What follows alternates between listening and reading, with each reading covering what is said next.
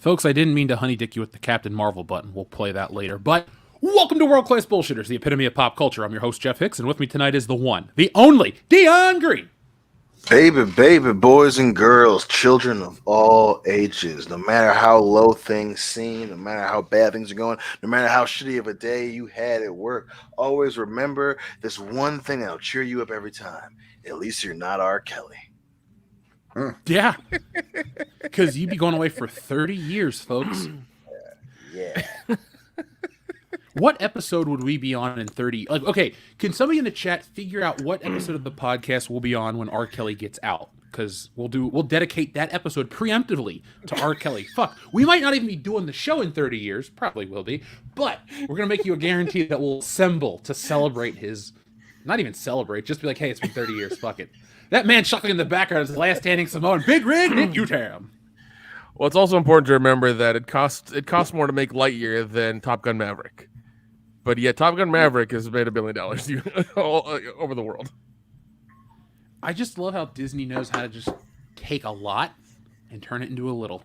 It's the exact opposite of what you're supposed to do with a business these days. And finally, we're joined by American Ramrod, Kendo Slice. Just remember when you go to do that calculation that he gets time served for the amount of time he's been sitting in jail waiting to find out how much time he's going to spend in jail altogether. And how long is that so far? I don't know. I feel like it's been 2 years. Yeah. 2-3 years? Maybe something like that. I talked to my mom about this today. She didn't know that R. Kelly was going to jail or currently in jail. She just knew... like he had done some stuff back in the day with the sex tape, but didn't know anything else. I was like, yeah, Mom, all that stuff compounded X, Y, and Z, and now he's going to jail for 30 years. She's like, oh, wow, that's something. And that was kind of the end of it. But even my mom was taken aback by that. Ben Parker says, hey, Jeff, if we get 1,000 likes, will we get a new Good Morning Pop Culture? Sure, because next week, folks, I'm going to be streaming from the Mall of America. That's not a joke. That's not some weird ploy. I'll just so happen to be in the area. So I thought, why not do a couple live streams for you guys there? We'll shoot some toy videos as well. Yeah, man. Well, yeah, walk around Mall of America, see if there's a KB Toys or a Lego or whatever, and just start, streaming and see what they got, man.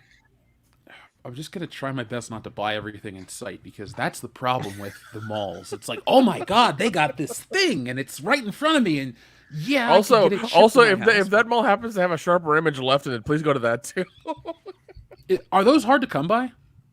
Dude, they don't exist anymore. I don't think anyways. I haven't been to a mall in, well, okay, let me rephrase that. I haven't been to a mall in a week, but they didn't have a sharper image for sure. I haven't been to a mall in Cincinnati in years, and that's the last time I actually saw a sharper image. But those were the best stores to just go and sit in the chairs and play with the stupid shit. Well, because it always felt like they were offering you things from the future in their magazine. It's just like, oh man, get this, get all this cool stuff, and like the most expensive thing would always be on the front that you could never afford. Like it was always some like floating UFO in the water that that you could like have a bedroom in and a fucking barn and shit like that. It was so weird how they would market their stuff. It was so strange. I got a Razor scooter from the sharper image in the year 2001. Damn. And was it $200? What did you get one for like $40 at Walmart? It was when they were brand new and they were still pricier, but my aunt bought it for me because it was like on sale for $80. Maybe it was even near 2000 is whenever it came out. Okay. Like they were the hottest things on the planet. I got a Razor scooter I remember those things. with red wheels. I mean, Dion knows how big I am. I wasn't that much smaller as a kid. I used to roll around on that Razor scooter, dude. It was Yo, I would pay to see that shit. I still have it back home. Was that Razor scooter as big as your shoe? It pretty much was my foot. Really yeah, just one-legged scooting around. Yeah, it's like I can't go very fast on this. I was still scooting. All right, it was cool. I had a Razor scooter. I thought I was the shit. Scoot. So, folks, if you want to have take a trip down memory lane, join us over on Iconicon. Where is Iconicon? Iconicon is everywhere. So this morning here on World Class Bullshitters, I had an awesome stream about the Mighty Morphin Power Rangers, the kids show of the 90s, the superhero team of the 1990s. So I was joined by Salvador of 2 Cent Toys and my new friend Ken of Ken Collectibles, I believe was the name of the channel. But it was a lot of fun. And folks, you can catch me tomorrow morning. Yeah, this is early for me. It'll be 6 a.m. my time, but that's 9 a.m. Eastern. I'm going to be on a WWF Attitude Era stream over on Sergeant Slaughter's channel. So I'm going to be streaming with Sergeant Slaughter. Nice. We're going to be talking about the WWF Attitude Era. Awesome, man. That's cool. Dope as fuck. Yeah. So that'll be a lot of fun. Ask him why he turned against America before WrestleMania 7. Bro, dude, I got a whole litany of questions and complaints. Don't worry. And if you want to add to that, I will say, look, sir, I'm a proud American as you are too, but what the hell, man? Yeah. No, but Why would you become an Iraqi sympathizer and hang out with General Adnan? That just sounds like a bunch of bullshit. Come on, Sarge, you're better than that. I fucking love wrestling. You got brainwashed, goddammit. You got brainwashed. I don't know, It man. was Hulk Hogan's fault. MK Ultra got him. That's what did it. Actually, if I was gonna have you ask anything, it would be number one: how satisfyingly loud was that fucking scepter shot that Randy Savage put onto the Ultimate Warrior at the Rumble? Because he laid that fucking thing in. Like he wound up and he was swinging for the fences. And then number two, I would ask him about working with the Ultimate Warrior and how much did that suck? God, I'm just trying to think now. All I'm worried about actually is just being up in time because it's like, all right, we go live at 6 a.m. Shit. I got one more thing, Jeff. Yeah. One more thing to ask him in regards to all that. How big is Batista's dick? I knew you were gonna ask that one. God damn it! Right on cue. Yeah. Apparently, what does Batista send his dick pics to everybody? He's like, "Hi, if you're WWE, if you ever worked for WWE, you're getting a dick pic right now for Christmas." Like, is that what he does? He's like, I gotta put the rumors. Get everybody's number and just fucking like mass text. They all want to know. Give the people what they want. Give me what I want.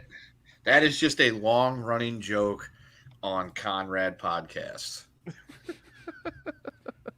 What do you think the tenor behind the scenes of the Conrad Podcast are right now with all the WWE drama? Do you think there's a reason why they're just taking a hiatus?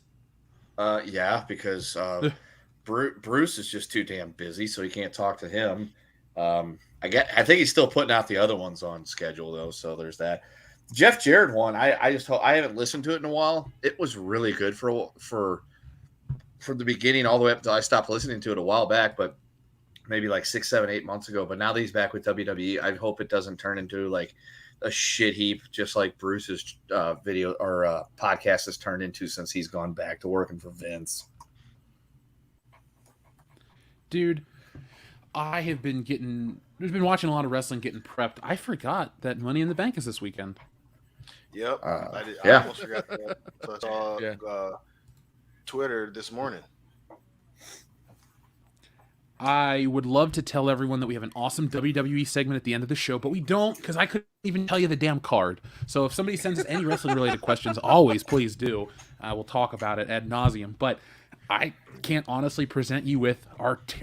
If we get to the end of the show and we're really bored, we'll go like, fine. Maybe we'll look up the card. We'll take a couple predictions. My guess is I'm not going to watch it because I'm going to be doing literally anything else. But we have a lot of stuff to cover tonight. Guys, before we get into anything super crazy, let's talk about... where is it? Oh, yeah. So, Nick, you have seen Top Gun 2 finally. Yeah. You loved it. Yeah. It's now the highest grossing movie of the year. Why do you think it made all that money? Because it basically captured what the first one was, just like in HD, I guess. But like the beginning of the movie really caught me off guard because of like where he was and what he's flying, because like and what what he's doing, because like he's basically flying a plane for Lockheed Martin Skunk Works, and if you know what that is, you can kind of guess what he's doing. And it's one of those things, like I saw like when I was watching the beginning, I was like, what the hell, man? And also the hit you with Danger Zone like right in the beginning of the movie. Like they don't wait till the end. It's like right in the beginning. Is it the original recording or a remake? It's a remaster. I couldn't tell you. Kendo knows. Oh. But no, I mean, it was a wonderful movie. I understand why people say it's better than the first one. I understand what the reasoning is. But it's not. It's really fun. I had a wonderful time watching it. I was on the edge of my seat sometimes, and it was just a good ride. Never a dull moment ever. And also, I will spoil this though, but Val Kilmer is actually in it. It's not CG. He's actually in it. Ooh. Yeah, he's actually in the movie. So Yep.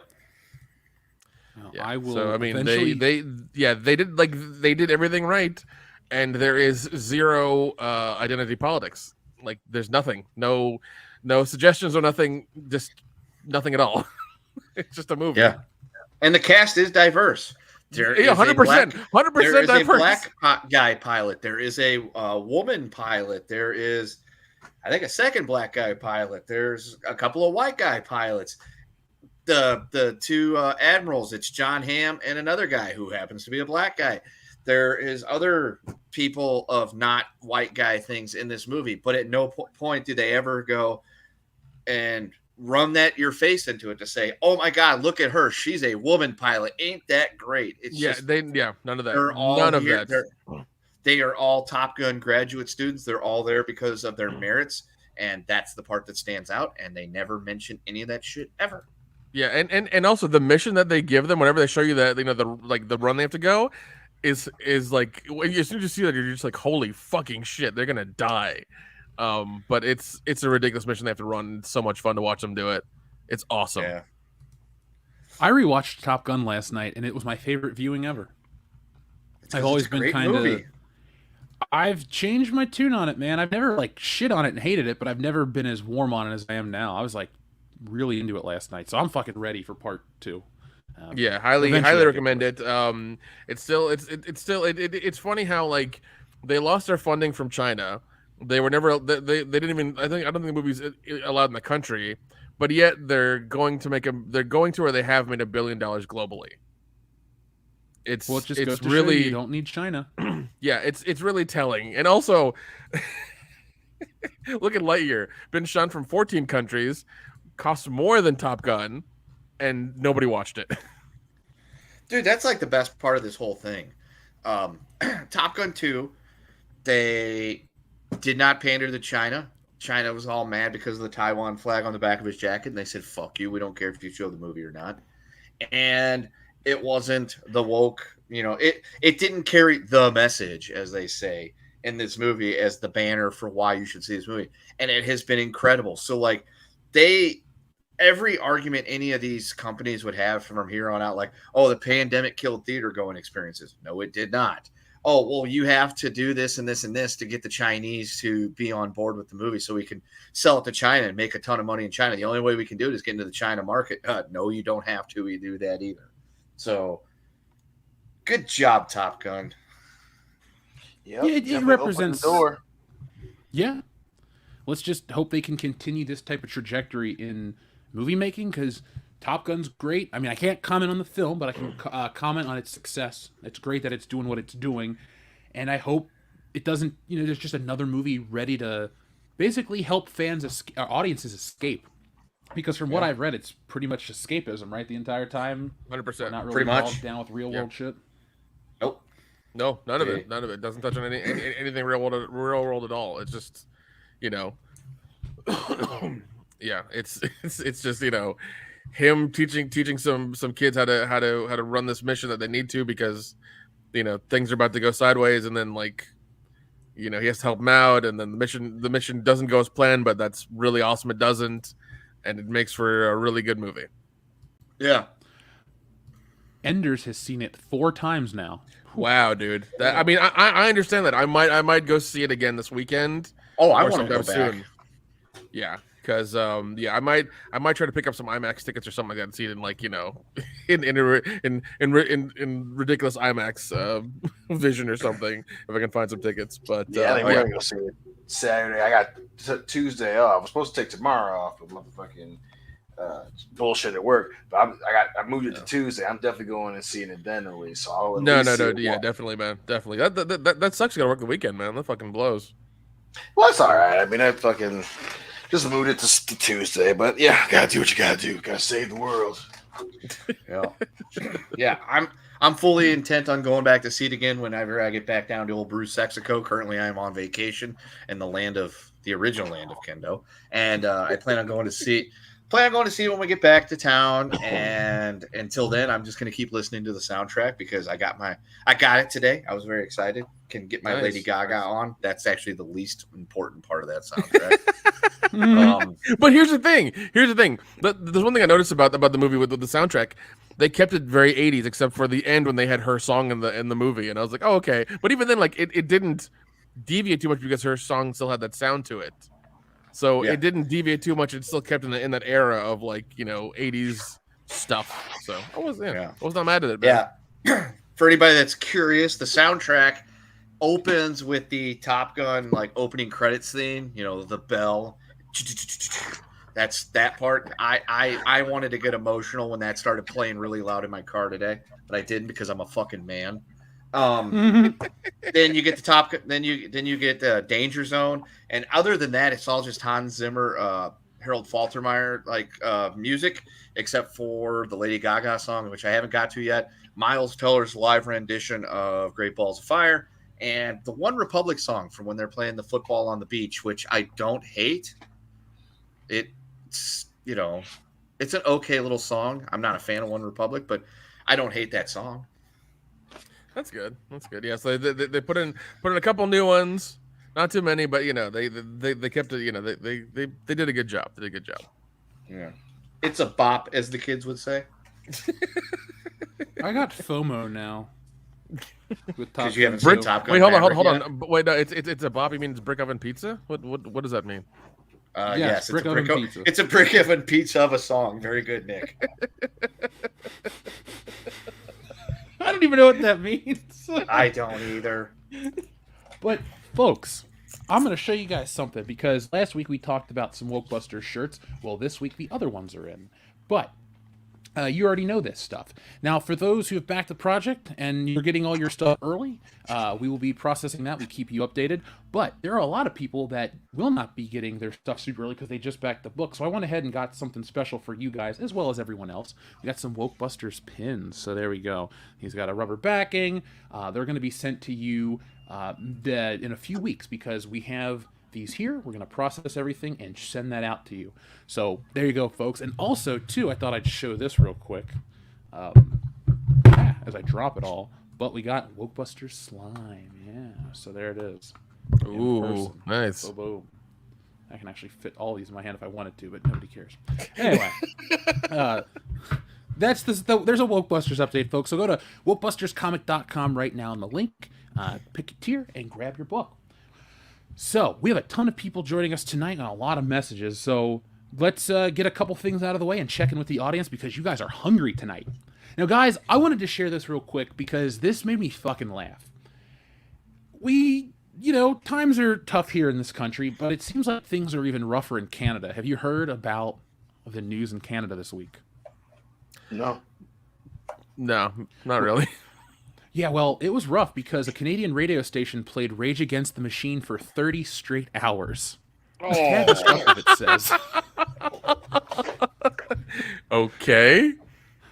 So, fans of the Canadian radio station Kiss FM, who wanted to listen to literally anything but Rage Against the Machine's Killing in the Name of, were out of luck on Wednesday, because once the station started playing the 1992 protest anthem, it simply never stopped, leaving the song on repeat for 30 hours. Wait. There are so many questions about this. There's so many questions. Yeah. So many questions. First of all, it's a radio station, correct? It's just a normal broadcast radio station, correct? This is a Kiss radio station out of Canada, yeah. Okay, but who's listening to radio? And then who's listening to radio so much that they got miffed by this and then called in and made a complaint? What was the progression of this?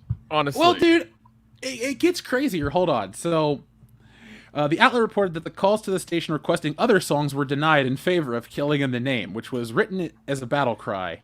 The host just took a caller who was sick of it.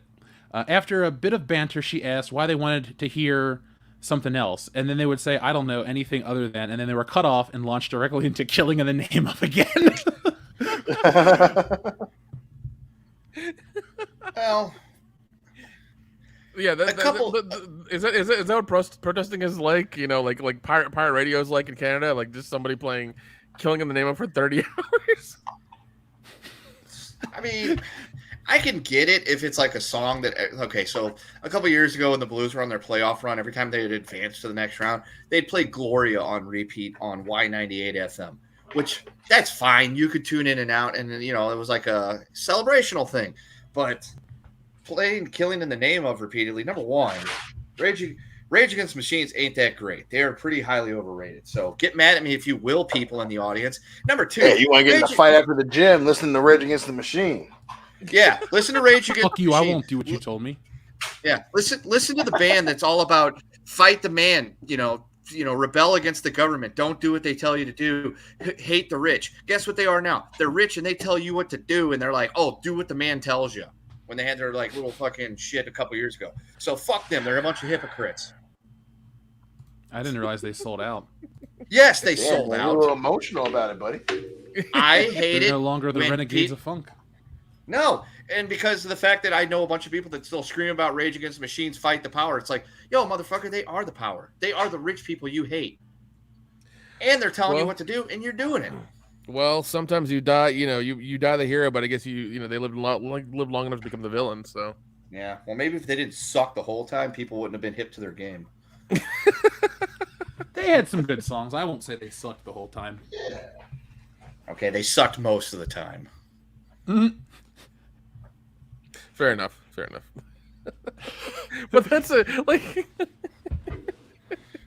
it's so weird that I guess in Canada Spotify doesn't work too well, or Pandora, or Apple Music, or Google Music, or anything else. I mean, is there? Have you ever learned anything about Canada? There's still like 8-bit out there.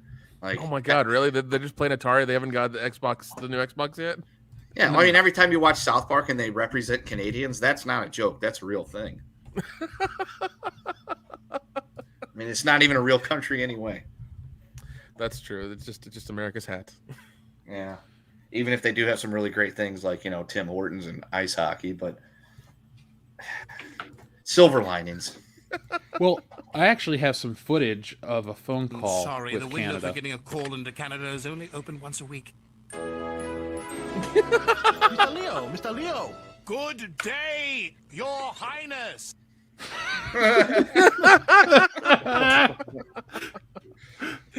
Oh god. I missed that cartoon. That was peak Kevin Smith. Oh well. God, it was such a good show. That was. I'm not even gonna act like I'm embarrassed to have loved it. I'm not. Yeah. So, folks, let's move on from this because I guess I got 1,000,001 things open. Now, we have dude. Ghostbusters news. What's up? I love the Clerks cartoon. I do too. That was fantastic. I'm upset that they only got 6 episodes. Well, I feel like we got honey-dicked because for years Kevin Smith would show footage of like Flash animation, and he's like, "Oh yeah, it's coming," and then there's never any more. He was trying to keep in your good graces until he wasn't anymore. I just needed more Jay and Silent Bob movies. That's all I ever needed out of Kevin Smith. No He-Man, no Jersey Girl, no Tusk, just Jay and Silent Bob. Oh well. Now, did you guys hear the news about a Ghostbusters sequel coming out in 2023? Yeah. I did. Yeah, it's I mean, I love Ghostbusters, but I feel like the end cap was Afterlife. That was a good end cap. I mean, yeah, it was. They did have the scene to the end to kind of keep it going, but I just hope that was wishful thinking. But I didn't. God damn it, Sony! God damn you! Yes. Yeah, I guess we're all on a agreement. It was the last one was really good. We were all on board. We were done. Yes. Now there's more. All I'll say is Ghostbusters being around will definitely help Wokebusters. But other than that, my personal fandom, like the story's over. Never have I seen them dig up, no pun intended, like an old property and treat it the way I liked it, like they did with Afterlife. I'm sure I'll sing a different tune when I see Top Gun as well, but I was on board. I bought the box set. I was, pro Ghostbusters. That's really what Ghostbusters well, 4 technically, because the third one's the game in my book. But there's Fair nothing left to do. There's nothing left. Yeah, and yeah, it's weird. I mean, and I'm down for I'm entirely down for the cartoon. I want to see what that's about. Hopefully, it's good. That's all I want. But yeah, I thought we were done with Ghostbusters. I was emotionally, but there's more. Now, speaking of emotions, Nick, I thought I would bring this up to pull at your heartstrings. Guess what's coming back? Yeah, I know it's coming back, and I know who's also in it as well. So, Nick's favorite production company, Platinum Dunes, is coming back. They're making such great. They made such great films as the Texas Chainsaw Massacre remake, the Amityville Horror remake, Friday the 13th the remake, and the Nightmare on Elm Street remake. The one where he looks like a burnt fish. Yeah. Oh jeez. What are they fucking up now? Well, Michael Bay and Brian Fuller are coming back, so it's like, or Brad Fuller, excuse me. So it's like Michael Bay is back to Platinum Dunes. Are you ready? Oh, good. If he starts doing his action movies, his 90s action movies again, I'm fine with that. Just do that. Don't do any robot movies. Don't do anything more with Bad Boys. It's fine. Just give me like more action stuff because honestly I wanted to go watch Ambulance and I liked it. Give me more of that. Wait, what? Right.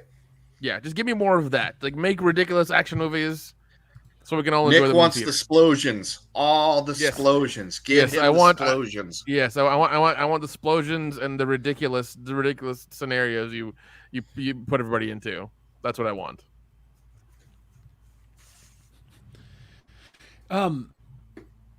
I have lived through all of these Platinum Dune revivals, and I've lived through Michael Bay's entire career. I hope he gets better, because The Rock was awesome. I can tolerate Armageddon. I'm on board to give... I want to watch Ambulance. I meant to see it in theaters. I just missed it, but... Same. He's got, dude, fucking Pain and Gain was a good movie. I stand by that one. I enjoyed Pain and Gain. It was more drama than action, but I was still with it. I was still entirely with it. It might be my favorite Rock movie. Still. Because he's just doing rails of cocaine. And you know the real reason praying why? to God? Why? You know that shirt he's wearing when he's doing the cocaine? That was one of his I don't remember it. I don't remember. What is it? Well, long story short, that was like one of his shirts he wore as a pro wrestler. So it was like a really meta thing because it's like he's in Miami, all right, wearing his wrestling gear, not gear, but like the $500 shirt of The Rock as, you know, whatever he's playing. So it's like, oh, I'm on board. Rock wearing a $500 shirt in this movie? Sign me up. Then I ended up liking it. I wish Mark Wahlberg was played by somebody else, though. Or let me rephrase that. I wish Mark Wahlberg's character was played by somebody else. Mark Wahlberg played by somebody else as John Cena. John Cena, the Mark Wahlberg story coming this summer. Oh, I said John Cena. I guess. Wait, didn't I get rid of the John Cena button? I think I did. A long time ago. Yeah. Unless you. Oh wait, no, I didn't. Who's that Pokemon? It's John Cena!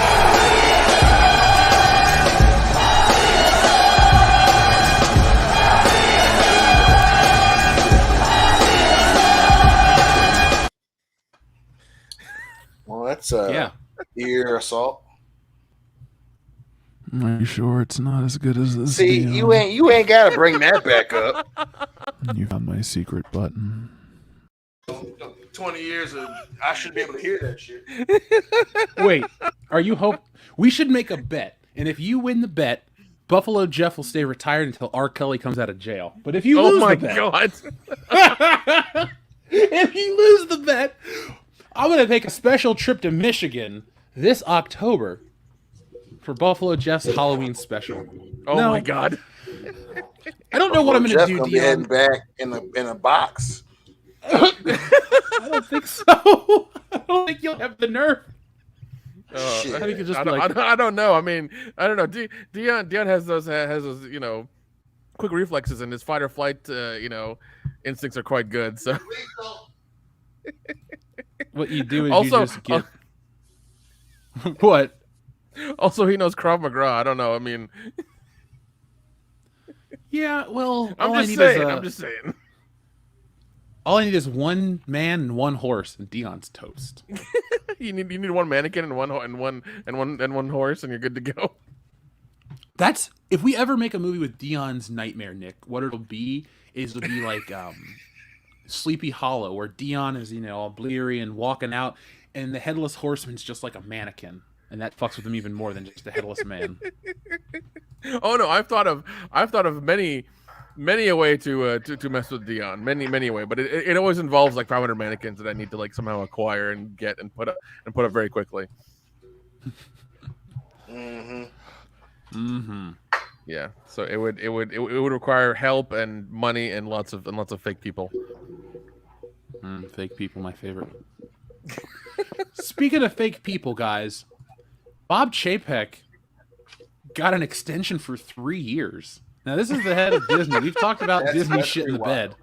Listen, none of that shit surprises me. I'm sorry. They also gave what's her name an extension as well, even though she's supposed to be fired this week. I swear I heard it somewhere. Yeah, those sources let us down again. Kenda, you calling in from a walkie-talkie? I'm about to say he's on airbase with Tom Cruise for Top Gun 2. Yeah, something like that. Kenda's calling in. He's Over. like the Howard Stern show. Somebody's going to leak some information about a Doctor Doom movie. We're here. Over. Yeah. Go ahead. Did I hear a niner? No, everything was working just fine. And then all of a sudden, my computer decided it wanted to go even more, downhill. So I'm just like, fuck, I got to run through my phone again. Over. But, yeah, over and out. Roger. Roger. We got Snake and Nate coming in over the treetops. Getting that tree line. Charlie's in the wire. Over. Well, you know what, folks? This is all part of the plan because we're actually so excited for Stranger Things Season 4 Part 2 tonight that we have Kendo calling in from a 1984 walkie-talkie. Isn't it awesome, folks? We're that in depth. We love pop culture so much that we want to. I will try to get this fixed. Over. Roger. Oh man. Is it really that bad? Because if it is, I might keep doing it just to troll everybody, but I also don't want to kill the audience. Over. You should say over after every time you speak. So, okay, we can make that the gimmick. The Kendo's on location gimmick, and he forgot his fucking microphone wire, and his internet is not good. Over. Yeah, there it is. Read loud and clear, Ghost Rider. Lead you loud and clear. Excellent. Pattern is full. Over.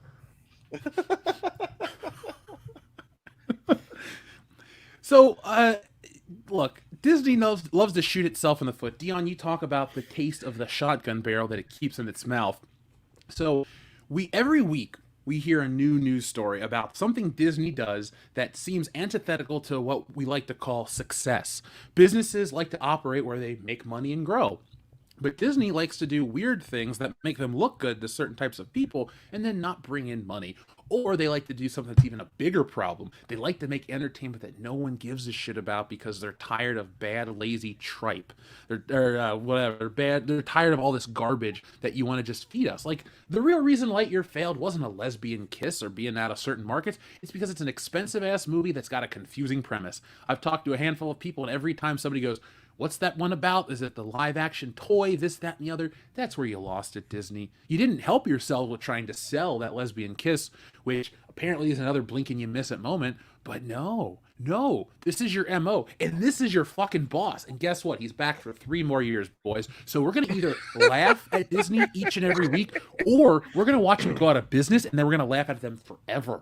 Because Dude, this I would is stupid. like I would love nothing more than to see Netflix and Disney crumble to nothing. I really would. That would be as long as we're talking about crack dreams, I want to randomly win $1 billion and move to South Beach.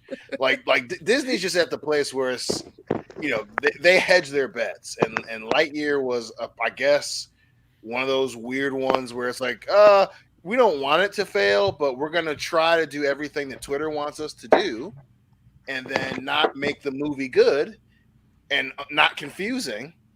And they thought it was just gonna be an easy layup, and it wasn't. The movie just wasn't good. I mean, especially now seeing how that historic drop, and then damn, why didn't you guys just make a movie? You know, and they lost a lot of money. And here you have with Top Gun, it's like we're just gonna focus on being a movie. We're gonna do the correct things, make an interesting story. Boom, $1 billion fucking dollars. Agreed. Rockers. Agree on that point there. Dion 410. Just nobody wanted a Lightyear movie. At no point did anybody say we want this movie about Buzz Lightyear, the actual guy who was the inspiration for the toy. Oh, and we're gonna have somebody that's not Tim Allen do the voice. It's like there's two wrong things with that entire scenario. And then we're going to make sure that it doesn't get shown in a bunch of other countries because the message and what we want to put in our entertainment that you're going to love and go see regardless. Over. One thing I do love is that Tom Hanks was in the Elvis movie and he did better than Lightyear. Oh yeah, and the Elvis movie cost like a lot less. Didn't we? Oh fuck yeah, it cost a lot less. less. It was $200 million. Yeah, I think I remember seeing that Top Gun was like 170 or something like that, and I was just like, wow, even with real real planes, still costs less. Real planes make more money than fake spacemen. Boom. And sometimes practical is better. Yeah, that's true. The only place I'm okay with CGI, not okay, like let me rephrase it. I'm not like one of these weird purists, like I won't watch a film with CGI. Come on, that's stupid. Everything's made with a computer these days. But I like when they'll use it to augment nature, and so you can basically make your actors look like they're in the past without having to build sets and do shit like that. Now, if it's not integrated right, I don't like it. But that's my favorite use of CGI, when they can make the environments look like you go places you never could imagine of going. The only problem is when you get to like, and I hate to be that guy, but like nowadays some of the Marvel movies honestly look like they're just standing in a big arena made of green screen and acting, and they just don't light it right anymore, or they rush through it or something, but they look lesser. I rewatched Doctor Strange the other day, and the complaints we had about a couple of the effect shots still hold up. And other than that, it's still a stunning movie, but why are you guys so... You have like too many holes, Disney. And now this Mr. Bob Chapek is back for more. So, Dion, what's going to happen first? Disney goes out of business or Avatar 2 comes out? Probably them going out of business. That's how far away it is. I'm feeling pretty good about that one. My sources got me feeling pretty good about it. Yeah, I mean, I would love I would love for them to go out of business, but I guess that ain't gonna happen. I know they were trying to move all their operations to Florida because it was easier, and then they screwed that up. And then with them raising their prices, especially now, that's really going to help them out. Especially with that hotel that nobody's going to. Yeah, it's a lot of fun stuff, man. A lot of fun stuff they're doing. They're making really good choices for everybody. Wait till we talk about the $5,000 drink. Yeah, folks, it's not a joke. There's Motherfucker, one drink that costs $5,000. Read my lips. What? It's bullshit. Yeah, that's one of our first drinks, or one of our first topics for tonight. So, Dion, since you're confused by this, yeah, I'm about to need a drink to get through this fucking topic tonight. Do me a favor, pick a number between 1 and 69, Dion. Give me a good old fashioned 69er. Oh, shut your mouth, you thong-wearing fatty! Thanks, Rock. So our first message comes from our friend, where's the tab? Oh yeah, here we go. From our friend Cesario Japan with a super generous super chat. He says, the high school that Chelsea Handler went to is now ignoring her due to her activities. Probably wishes they had a porn star to be an alumni instead. On that same note, I went to the same high school that Nautica Thorne attended. I had to Google who Nautica Thorne was because I was like, she is a porn star. Yeah, I assumed as much, and then I saw pictures of her and I went, oh, she is a porn star. So yes. Over. Roger. Yeah. And before anybody says anything, I know about her being a porn star from a short-lived but wonderful show that I don't remember what channel it was on, but it was like 10, 12 years ago called My Bear Lady, where they took porn whores and then they put them in situations where they had to like actually, do a job that didn't require laying on their back. And the first season was where they took I think Nautica Thorne was in that season, and they took them to England where they had them try out to be like in Romeo and Juliet on the actual stage, like in a theater, to actually so essentially they tried to get them to learn how to do real acting. Not, moaning acting. Over. That's a long, elongated way of saying just you couldn't remember the name of Bang Bus. How could anyone forget the name of Bang Bus? It's such a great premise. Yes, man. it's very classic, along with Fake Taxi. Over. Yep. Agreed. And what was the other one? Real Sex? That was another one. On HBO? Yes, yeah. Now, Oh, God. not to be confused with Talk those Sex weird with Stu Johansson. those weird Skinamax shows were wild back then, dude. They were fucking wild. We had the internet, but those were they movies, shows? I don't know how you described what they were, but they were. I guess docuseries that might be the way to explain it. What was your favorite one, Nick? Jeez, I think the real Fake Taxi was my favorite. Because some of the shit they would talk about was just like sometimes really fucking horrifying, and it was some cop recounting something or like some EMS person recounting something, and I'm just like I was like, oh, I'm scarred for life. I'm entirely scarred for life now. Well, thank you, Cesario Japan, for scarring Nick again, reminding him of the scarring. But I didn't know, what do they mean, like Chelsea Handler's activities? Is she like, just do they not like her comedy or something? It's like, well, I guess she's with Joe Coy, and like she's just so outlandish with everything. Like her whole gimmick is that, hey, I married a Filipino guy. I'm all about Filipino people. It's like, damn, girl, you're just doing too much. I am offended. Over.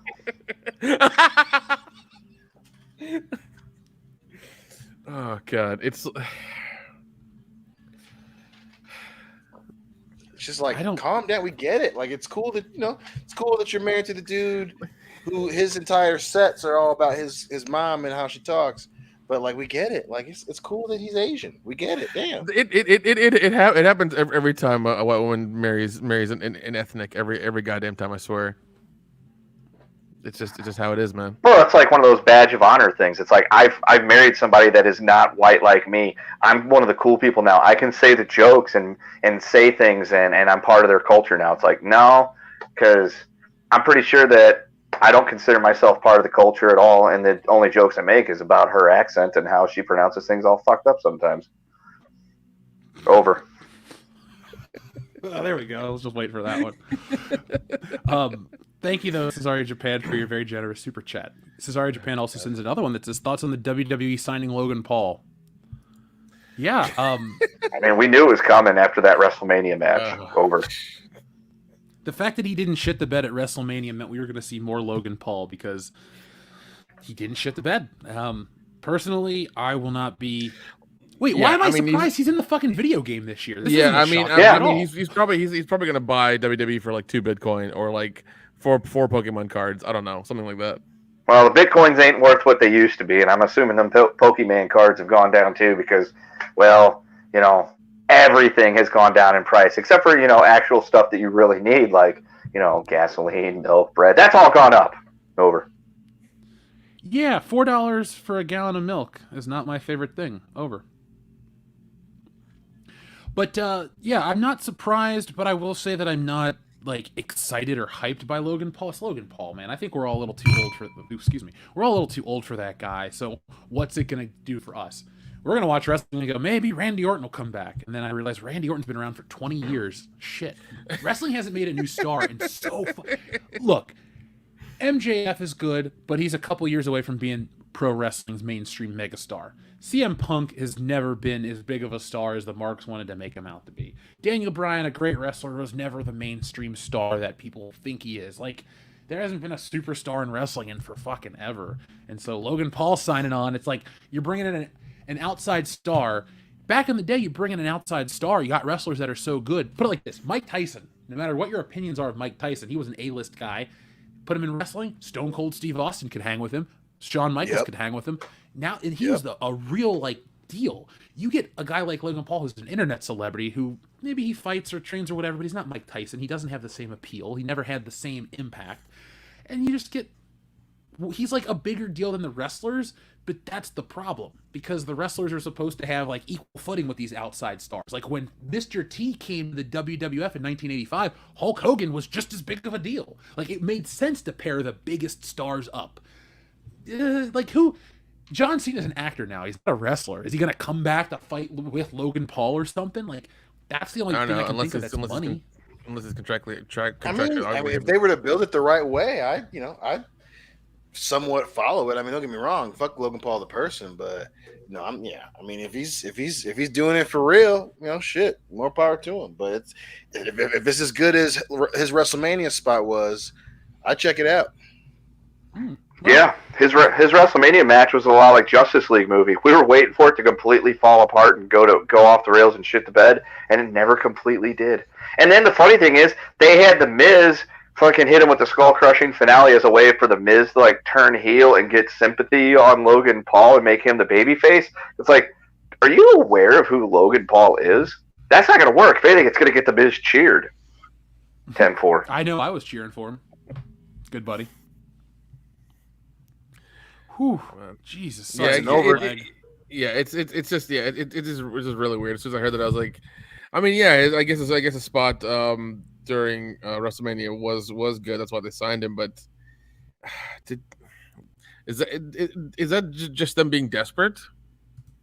Like they need viewership so they can do something. I guess I don't know. It's called the quest for relevancy. That's fair. Ninja Lawyer Steve, you are next, but our friend S.A. Troubles 08 says, I'll take a Joe Rogan motorcycle and a horses for Dion. Well, S.A. Troubles 08, I will press that in a minute, but I'm surprised you didn't send in a word of the day. Guys, it feels weird not having a word of the day this week. What's a good word of the day? While you think of that, I'll press those buttons. So first off, a Joe Rogan motorcycle for our friend S.H. Rebels 08. Ask and ye shall receive here on World Class Bullshit. Did you see that guy accidentally hit that moose with his car? No. Holy shit. Jamie, pull that video up. Oh my god, oh my god. Oh my god.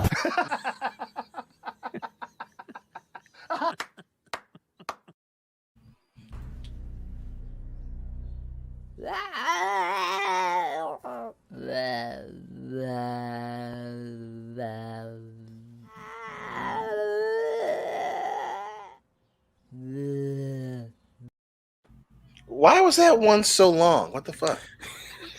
It just seems longer every time you see it. Every week I add another second. Over. Wouldn't that be really petty if I did something like that? It would be. And a lot of It'd times, be funny though. Cut back to me, I'll be fucking gone. Yeah, I'm taking a shit real quick. I'll be back. When we get to the year 30 episode when R. Kelly's out of jail, actually we have the number from our friend Primer who says WCBS episode 1873. R. Kelly fresh out of jail. Should we start selling T-shirts? Yeah. But we could do that. If we honestly wanted to, we could sit down and try to figure out the exact calculation, and then we could, you know how like they had the countdown to the Y2J? We could have like the countdown to free or R. Kelly, free RK. I don't know. We could come up with something. We don't want to. We're not saying the phrase "free R. Kelly." Yeah. Yeah. Good point. Good point. Yeah, I'm not excited for him to get out of jail. I just think it's really fucking funny to make a T-shirt for something that's going to happen in 30 years. Like, it's like a fucking time capsule. I don't even think he'll make it 30 more years. I don't think so either. I wouldn't bet on it. Well, we should bet on it. I'm just joking. Enrique Vasquez, what is up? He says, hello, WCBS, listening to you guys while driving. I also had a Razor scooter, but was made fun of because of my size. I said I was too big for it. Well, Enrique, we've talked a couple times in person. We've had a lot of similar experiences. And yeah, my foot was the size of the entire Razor scooter platform. So I was definitely too big for it. I have a scar on my leg from riding one of those things. I'll tell that story another day. It involves a rubber snake and Pokemon League. But they were fun, man. I was never one of those lame people to wear like a visor and ride a scooter, but I did ride a scooter. Oh god, oh man. Oh shit. I remember that for a minute. Oh fuck. You know who wore a visor, right? Yeah. John Cena. Yep. So lame. Didn't even have a whole hat, dude. Jeez. TLJ Screwjob, thank you very much. He says, saw Top Gun Maverick and Everything Everywhere all at once in a double feature. You had a great day. Oh, it was my second time seeing both. That's a good double feature. Yeah, he's never done that before, he says. That's good, man. John Thomas says, gee, imagine a military movie that looks like a military and pilots are competent, and that's why they're there. Saw it 3 times now. Good movie, make money, woke crap sucks. Well, John Thomas, thank you very much for your generous super chat. It seems to be the case, man. It's just a good movie that people are ready for. And no one's saying nostalgia is, too strong. They're just saying, hey, it's a solid flick. Yeah, man. It's wonderful. And Xavier to God, before we get into our next subject, folks, which is the $5,000 Star Wars drink. And I mean that correctly, a drink. Jeff, I enjoy the 80s morning stream. It woke me up and I got through work in the morning when I first watched Mighty Morphin Power Rangers and stopped with the new Rangers midway. Oh, thank you for joining us this morning, Xavier to God. Folks, I was joined by Salvador of 2 Cent Toys and Ken of Ken... was it Ken Toys? I don't want to keep butchering the name, but Ken's a cool dude. He's been streaming with Sal for quite a bit. And, yeah, we had a great stream this morning. So, folks, check us out here on the channel. But, guys, I want to talk about something that we love to joke around here. We have talked about the Disney Star Wars vacation that costs an arm, a leg, your firstborn, your pension, your 401k, all of that combined. That is the price to stay at the Star Wars vacation spot for less than 2 days. You don't even get full 48-hour experience. But in these trying times, Disney now has the gall to sell you a $5,000, and that's not a joke, $5,000 cocktail. All right, man, jerk somebody else off. This is bullshit. I need $5,000, not $2,000 thing, man. Don't do this to me. Look, don't be unreasonable. You're not dealing with Johnny Bananas. Come on, yeah. Nah, I know I ain't dealing with Johnny Bananas, but can I have my money? Can I say it slow for you? Look, I need $5,000. Read my lips. $5,000 is what I need. Seriously, that's how outrageous that is. And you say Disney employee. Yeah, and you say it's a singular drink. Well, you ready to hear about it? Let's do it. Yes, because I would like to know what's in this drink to make it worth $5,000. If you drink it, is there a Rolex at the bottom? Over. That's the $10,000 drink. Oh, okay. So, the hyperspace lounge aboard the Star Wars Wish. Oh, sorry, this is not this is the cruise ship. Excuse me. Sorry. This hyperspace lounge aboard Star Wars Wish cruise ship is serving the rarest, most valuable cocktail from the Star Wars galaxy, but it'll set you back $5,000. The big ticket beverage appeared in a video on social media showing exactly what you'll be getting for all those credits. The drink arrives at the table encased inside of Camtana, the security container used for storing valuables in The Mandalorian and the Book of Boba Fett, and is unveiled with a touch of a button and a twist of the rope. Basically, it's the fucking ice cream machine from The Empire Strikes Back. They're gonna bring you a fucking $5,000 drink in what's the black guy's name that runs out with the fucking ice cream maker? I used to know it. Like, it's that, Dion. Can you believe that thing is $5,000? Okay, that's fine. But what's in the drink? Like, what is the drink? Right. Oh, you want more? Sorry, his name is Will Hood. I had to look that up. Oh, it's gonna be blood. So the drink itself, where are we at?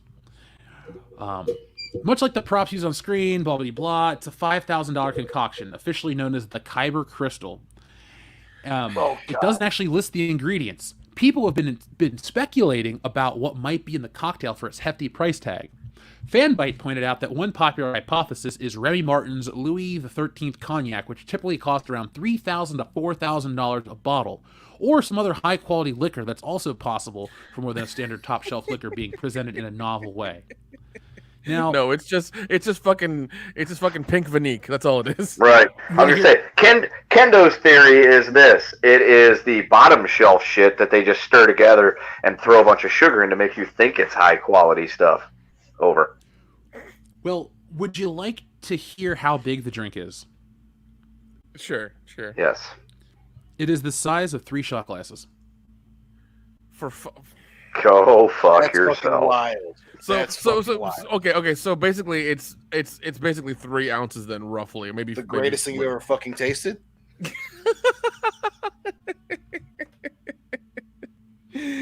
Oh God! Unless a Twi'lek is gonna give me a golden shower, I don't want this fucking thing.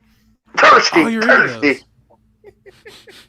I'm just saying that would be worth $5,000. This isn't.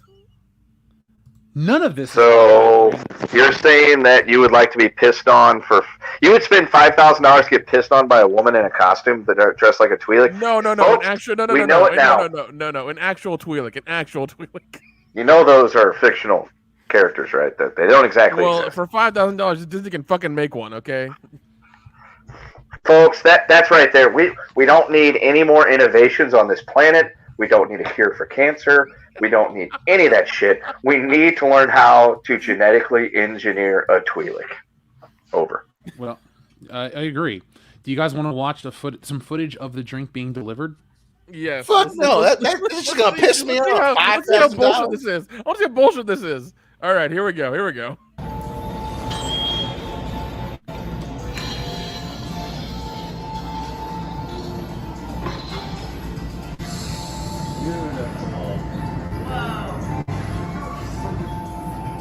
Cheers, and welcome on board the Disney Wish. Oh, go fuck yourself. That guy can fuck off. So, That's wild. so for this thing that I could probably find on Etsy for cheaper, and they'd probably do the exact same thing. They're charging $5,000, motherfucker. You keep the fucking case that just popped open? Yeah. Do I get to No. keep that fucking container and the cups and the glasses and my dignity? How much is the fucking smoke? Jesus.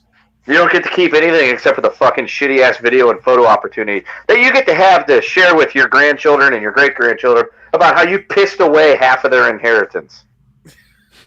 I went to Star Wars Land at Disney World, and now you're not going to college. Sorry. Like, why?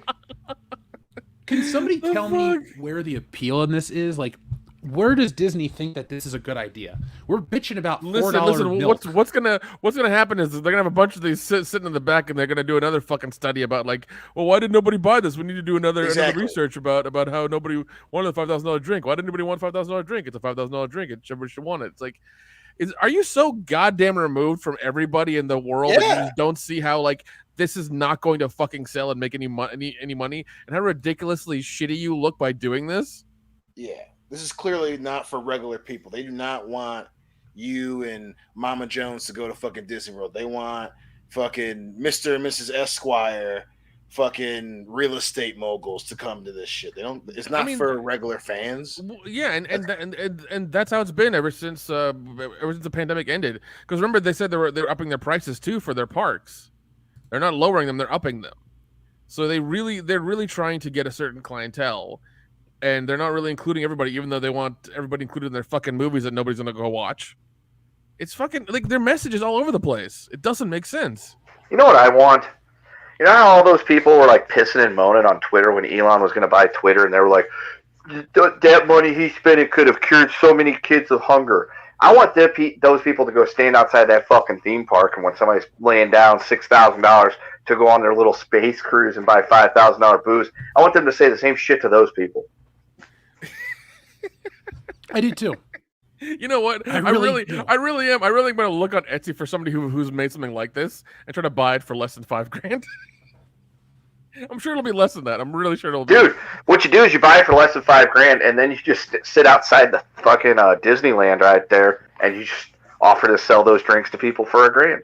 Be like, look, this is way cheaper than inside the park. Everybody knows all the shit costs more inside. That's why you got to get it outside. But I'm sure that somebody's going to make that and sell it. Yeah, sell it on there or something. Because so for presentation's sake on this fucking cruise. By the way, what is it? Disney does a Carnival cruise, right? That's their thing, right?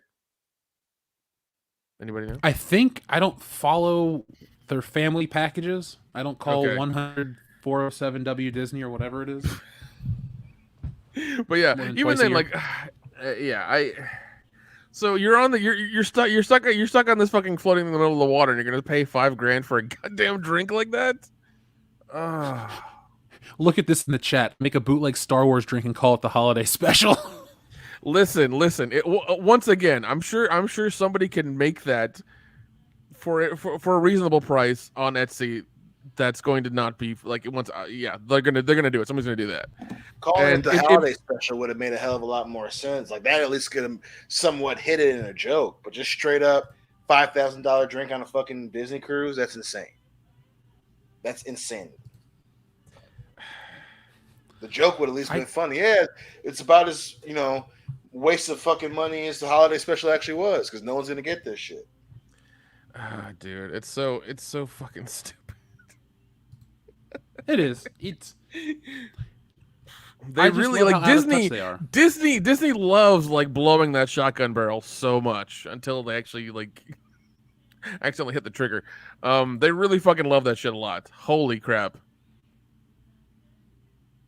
They do. I'm honestly blown away. My silence is me being blown away that this exists. You go on a cruise. Yeah, cruise is like maybe before the pandemic you get a week on a cruise for $1,000.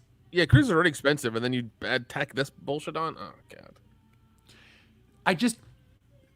Hear me out for a second. This is brand confusion at its finest. If Star Wars is a kid's brand, and you're not allowed to critique the movies or shows, but then they make $5,000 alcoholic drinks on cruises that are prohibitively expensive, and they make all of the highest end shit priced out for kids. Like, kids can't afford to do this shit unless you're like, I don't know, unless you got parents that are rich or don't know how to fucking handle money. Because if you're buying it, if you make X amount of dollars, you're not going to drop $400 on a lightsaber for your kid. Like, I don't even understand where Disney can get off charging all these prices at Disney World when your average Star Wars consumer who knows something like we do can just go buy a fucking licensed lightsaber for a tenth or a fourth of the price from a store. Like, I don't even get the appeal of Star Wars at Disney World. It's like, you go to Disney or these theme parks. Like, when I was a kid, you went there and you could ride the Back to the Future ride, and then you could go to the Back to the Future store, and that was amazing. You could just go to Toys R Us or Target or Walmart or Best Buy and get all this Star Wars shit. So what's the appeal of going to Disney? It doesn't look as good as the other stuff. It's more expensive. It's a crappier quality. Like, please, somebody out there in the chat, tell me why I should go to Disney and do these things. Spoiler alert, you don't have to. I'm just confused, man. I'm laughing though. I'm enjoying their it is funny to see, like, just once again how they're just they don't get, they've missed the mark entirely by 10 parsecs. And if they care about the fans, it's all for the fans, right? Yeah, totally. All for the fans who have the Black American Express card, apparently. I don't know, man. It's so you're banking on that, like, a few assholes are gonna buy it once in a while. Is it enough to make a return on, is the question. That's the real question, because their hotel is not making a fucking return at all. So I don't think it's gonna happen. Well, realistically, you have to think they're not investing all this money to make this $5,000 drink. They're just but I mean, like, they're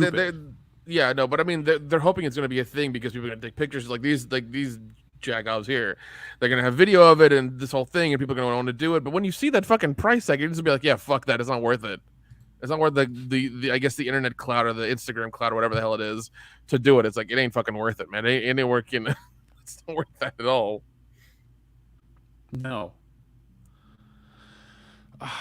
Is there anything else you guys want to say about this $5,000 drink before we start talking about James Bond and other stuff tonight? Yeah, it's for the fans, man. The fans are gonna love that shit. It's fucking $5,000 drink. I can't wait to get one. I'll have two myself. I guess we're all selling our kidneys to get this drink. Is that what's happening? Well, guys, I have some good news. I found an article about the most expensive, valuable Star Wars pieces of merchandise. And what I'm going to do is I'm going to look at them, and I'm going to see what I need to sell out of my fictional collection to just get one sip of this Star Wars drink. And so one sip is, the drink, so $5,000. So you can get vintage, I don't want to disable my ad blocker. Fuck you. Well, you can get stuff like Snaggletooth. You can get a double telescoping lightsaber. You can get a vintage in the box. You can basically get a set at 12 figures for the price of this drink. Like, if you're a Star Wars toy collector, you definitely would rather have that. Yeah, and that's probably a better investment than this fucking drink, because at least if you have that for $5,000, it'll appreciate in value over the years, and you can sell it for more later.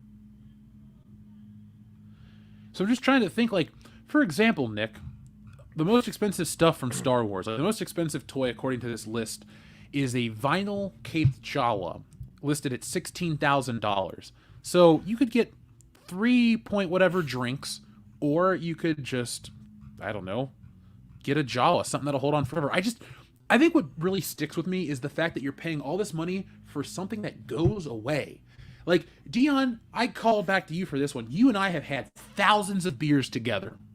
Do you remember a specific one? You might remember liking a Founders or liking a Lagunitas or this or that. But for fuck's sake, you don't remember what you paid for each one of those. And you know for sure that the most expensive beer you ever drank wasn't the best one because you don't remember it. It's like, what do you do? I paid $20 for a beer. It wasn't that good.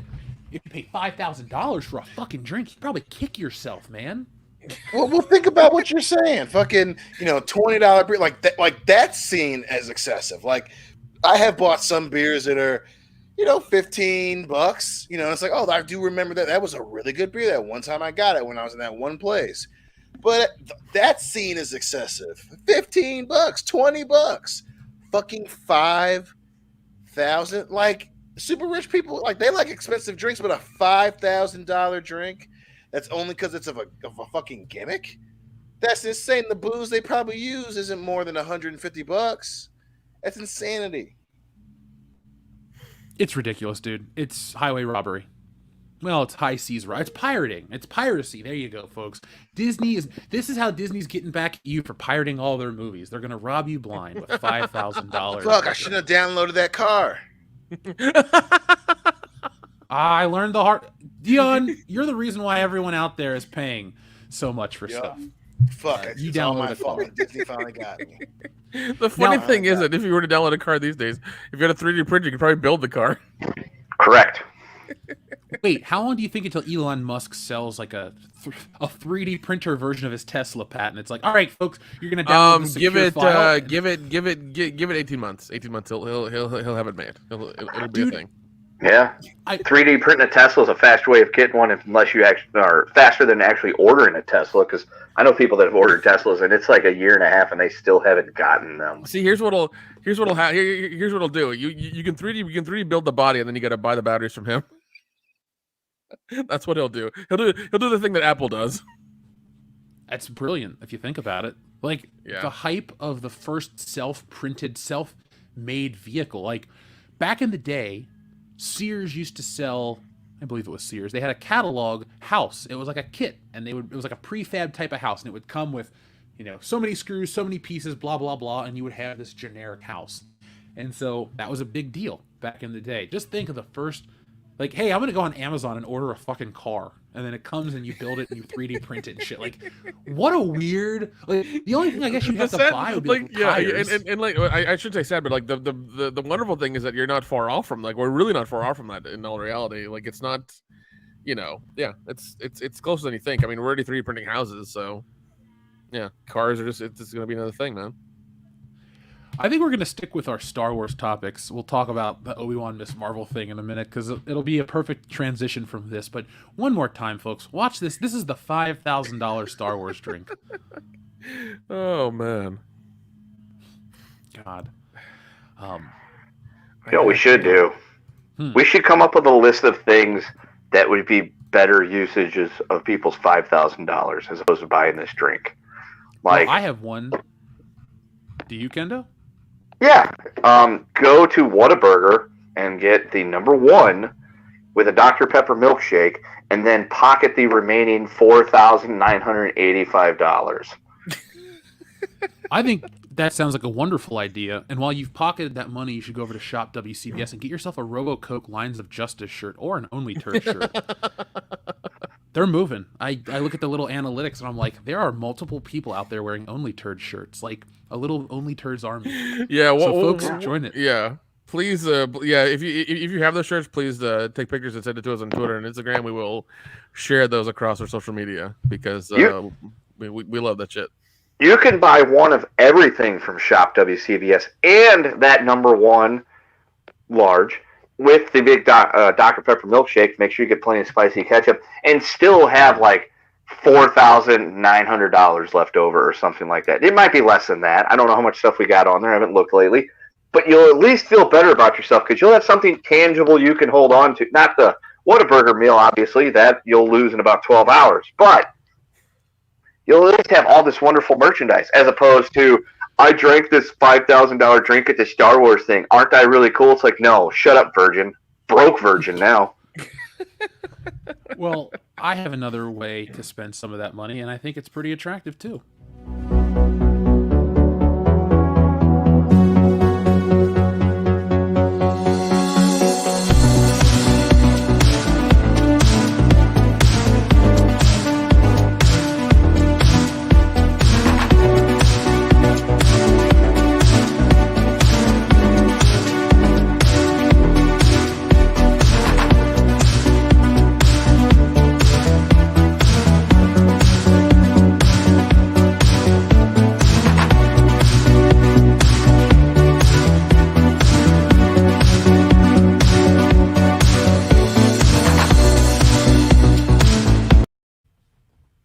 I see somebody has been to the WCW School of Theme Songs.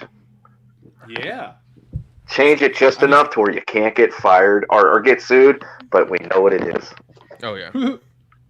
Very good. So that was the perfect transition for me to step away for just a second, folks, and to get back with each and every one of you. So, up next, we have one from our friend Ninja Lawyer Steve. It's from a minute ago. He goes, blah, blah, blah. Don't forget the stuff I sent you. You know the drill. Don't worry, Ninja Lawyer Steve. I already have it pulled up right here. You sent me 3 buttons and a Straight Out of Asgard thing, which I will definitely show. But I just wanted to let you know that I didn't forget about you. So let me refresh this real quick, too, so we can keep this going. We also have another one from our friend Kevin Castillo. Right, you're next. Put the horse lotion in the basket, Dion. I'm sorry. Hot Cheetos 69 says, my girlfriend and I saw Elvis. We highly recommend. Have you guys heard anything about Elvis, the film? I've heard it's very good. Yeah. Yeah, it's done in that same style as Great Gatsby was with DiCaprio.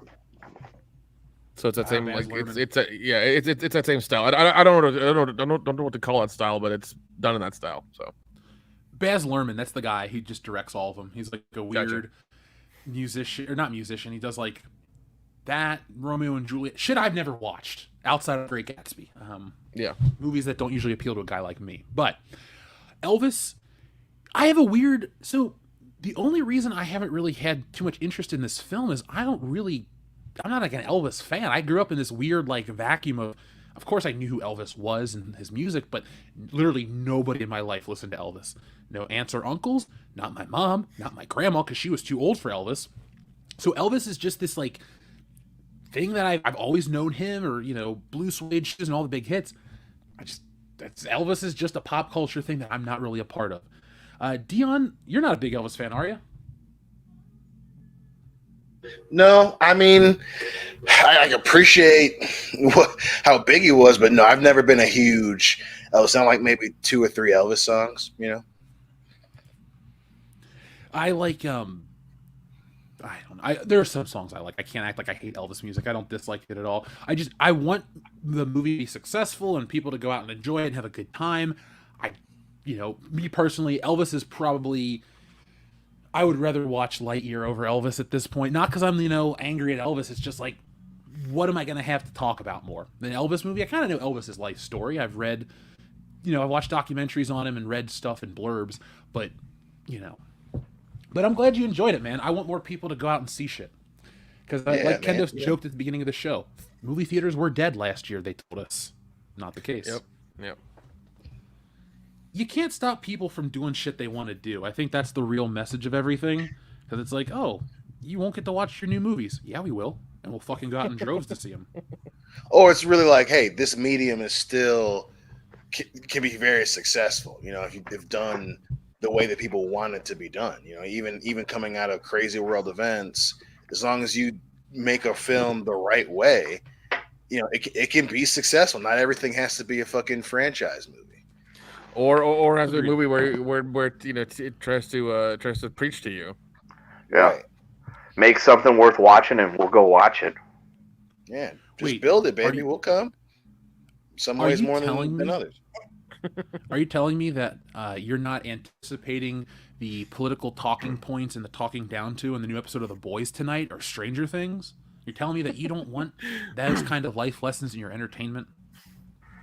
Is that what they've been doing in Stranger Things? I was being facetious, Kendo. Those are two entertainment properties that are pretty free of this shit. Okay. I was worried there for a second. I was honestly worried because we got into update on that situation. So how it was like a grind to get through parts of the end of season 1 and into season 2. Suddenly we hit a stride before we left to go out of town, and she was like really high on Stranger Things, and we just fucking shoulder charged through the rest of season 2 and halfway through season 3. So I'm like, because she's even said, when we get home, we got to finish watching Stranger Things. I'm like, good, because I want to see what fucking happens next. So I was worried. I'm like, oh God, they fucking ruined it. They put all that stuff in there, but no, you were being facetious. No. Over. I'm always worried about singing the praises of anything too hard on this show or talking about anything that I'm too excited about because people think you're shilling, but Stranger Things delivered, man, and I'm excited to see what the next 4 hours worth of 2 episodes are. So. Yeah, exactly. Yeah, basically two movies you're watching back to back. By the way, Jeff, I already got it planned. What's up? Yeah, well, yeah, and I actually watched all of the Boys episodes this last week, so I'm all caught up. Yeah. They made such a big deal about Hero-gasm, especially gets fucking glazed like a dozen. Yeah, cream donuts, like Mia Khalifa on a Wednesday. There you go. And I still I still love that show. It's so fucking wild. It's even wilder this season. It's so good though. It's still so fucking good. I think I fear Homelander way the fuck more this season than I ever have before. Same, because he is literally on the edge of an edge, and he could like go at any moment. I love the show. I have very little bad things to say. I thought the Hero-gasm stuff was going to be a little more extreme because I read the books. And so I was like, oh, okay. It's not like pulled back a ton, but it's just a little different. But that being said, man, I'm fucking ready. Like, The Boys drops in 3 hours. And as soon as I get off this show, like, that's what I'm going to go do. I'm going to watch The Boys episode... Wait. Is it live now? Oh, wait. I could watch it now. Fuck. All right, we have a full show to do. Yeah, anyway, exactly. I'm excited. I love the fucking show. Yeah, it's been a lot of fun. I kind of blazed through it, but it's really good this season. They keep upping the ante all the time, so I'm really down for it. Those are the 2 shows I will say are my favorite out right now, just flat out. There's nothing. I mean, Squid Game's coming back. That's cool, but Stranger Things, man, catching up and going through the new season, I'm back on board. Like, yeah, I don't know how I feel about another season of Squid Game. That's gonna be weird, man. It definitely got caught up in the hype with everybody else, but it hasn't really stuck around. Maybe when the new season drops, people will, It was kind of like Tiger King. It showed up, it punched everybody in the face, we got really into it, and then it just kind of faded away.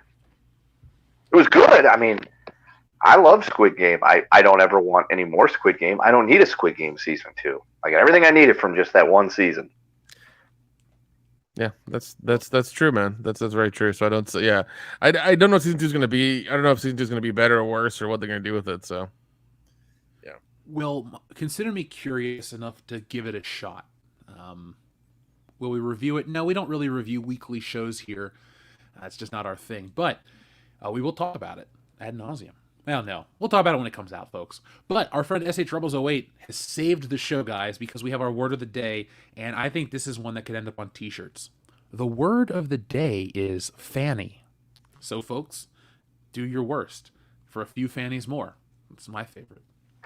Fistful of fanny. 12 angry fannies. What did you do to piss them all off? You don't want to know. You didn't call them back. That's right. I mean, I respect you, but your methods are fucking cruel. Hot tub fanny machine. 3 men and a fanny. A lot of those movies out there. Yeah, I think Nautical Thorn was in that one too.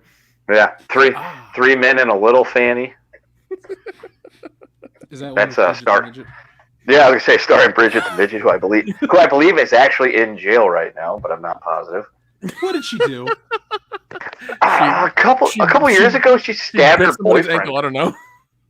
No, like she got in trouble for stabbing her boyfriend or some shit. I just remember. I forgot. Oh, that's right. Because I worked the last place I worked at. There was a woman named Bridget, and I kept every time they would page her. I could hear just every time I hear that name Bridget. It could be anybody named Bridget. I automatically goes to Bridget the Midget. Mainly because of the rhyming scheme with it. But yeah, and then I said something about that. They're like, dude, did you hear she got in trouble? She stabbed her boyfriend or something. She's going to jail. I'm like, no fucking way. I looked it up and yeah, she was in trouble. I don't know if she actually went to jail. How about stop or my fanny will shoot? October 2019, Bridget the Midget faces 15 years for stabbing boyfriend, I think. Nice. 15 years? It's for that's stabbing attempted murder. Oh, okay. Yep. Porn star take that seriously.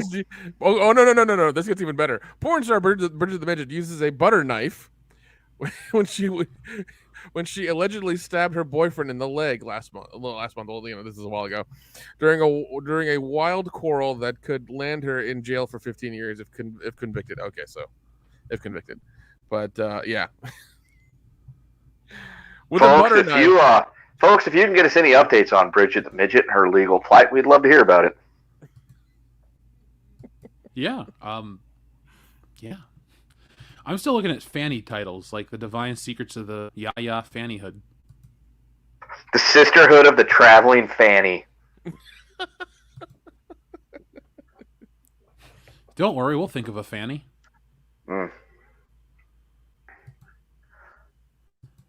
Well, there we go, folks. So Freddie got fanny got fingered. There we go. Yeah, 4 weddings and a fanny. I don't really know how to respond to that. I just had a very visual image. I'm going to leave it alone. The audience doesn't need to know. So, thank you, S.H. Rumbles 08. TLJ Screwjob says, cue the episode $500 one shirt, Jeff. That'd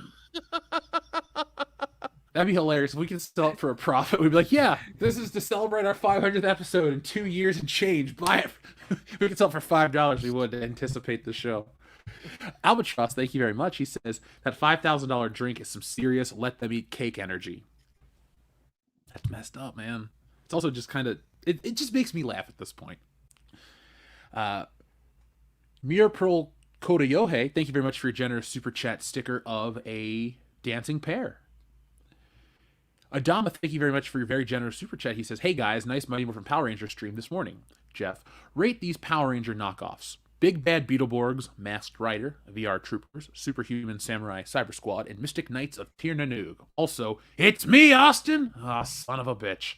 So, I will press that button for you in just a moment, but to answer your question, ranking them, I will go Superhuman Samurai Cyber Squad, then I will go Masked Rider, Big Bad Beetleborgs, VR Troopers, and then Mystic Knights of Tir Nanoog.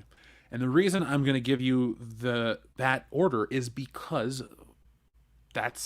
I watched all of these shows, but I only really loved Superhuman Samurai Cyber Squad. I had the toys. That was all there was to it. And I had like a Masked Rider, Kamen Rider figure, and he was cool when he teamed up with the Power Rangers, but VR Troopers were so generic it hurt. So fuck that show. Any opinion on those guys? I remember. Yeah, I agree with your rankings. I think one of the Lawrence brothers was in VR Troopers. He was. Like that. Yeah, it was weird seeing like that happen. Yeah, it was weird, and that show itself was so strange, so strange. Well, the one thing that these American producers forgot or didn't realize is the thing that made Power Rangers awesome wasn't the Saved by the Bell, teenage angst, drama, fun, let me go help at my community center bullshit. Like, that wasn't what we were responding to. It was the high action and the Zords and all that shit. So I always found it laughable that every one of these Sentai Americanization things turns into Saved by the Bell 2.0. Like, Superhuman Samurai Cyber Squad was full of that high school drama bullshit. Like, I wonder if they could have made a Sentai show that didn't have kids in school and if it would have worked. Because, like, everyone's the same. Up next, we had one, oh yeah, the button. So where is it? 1, 2, here it is. Who's that Pokemon?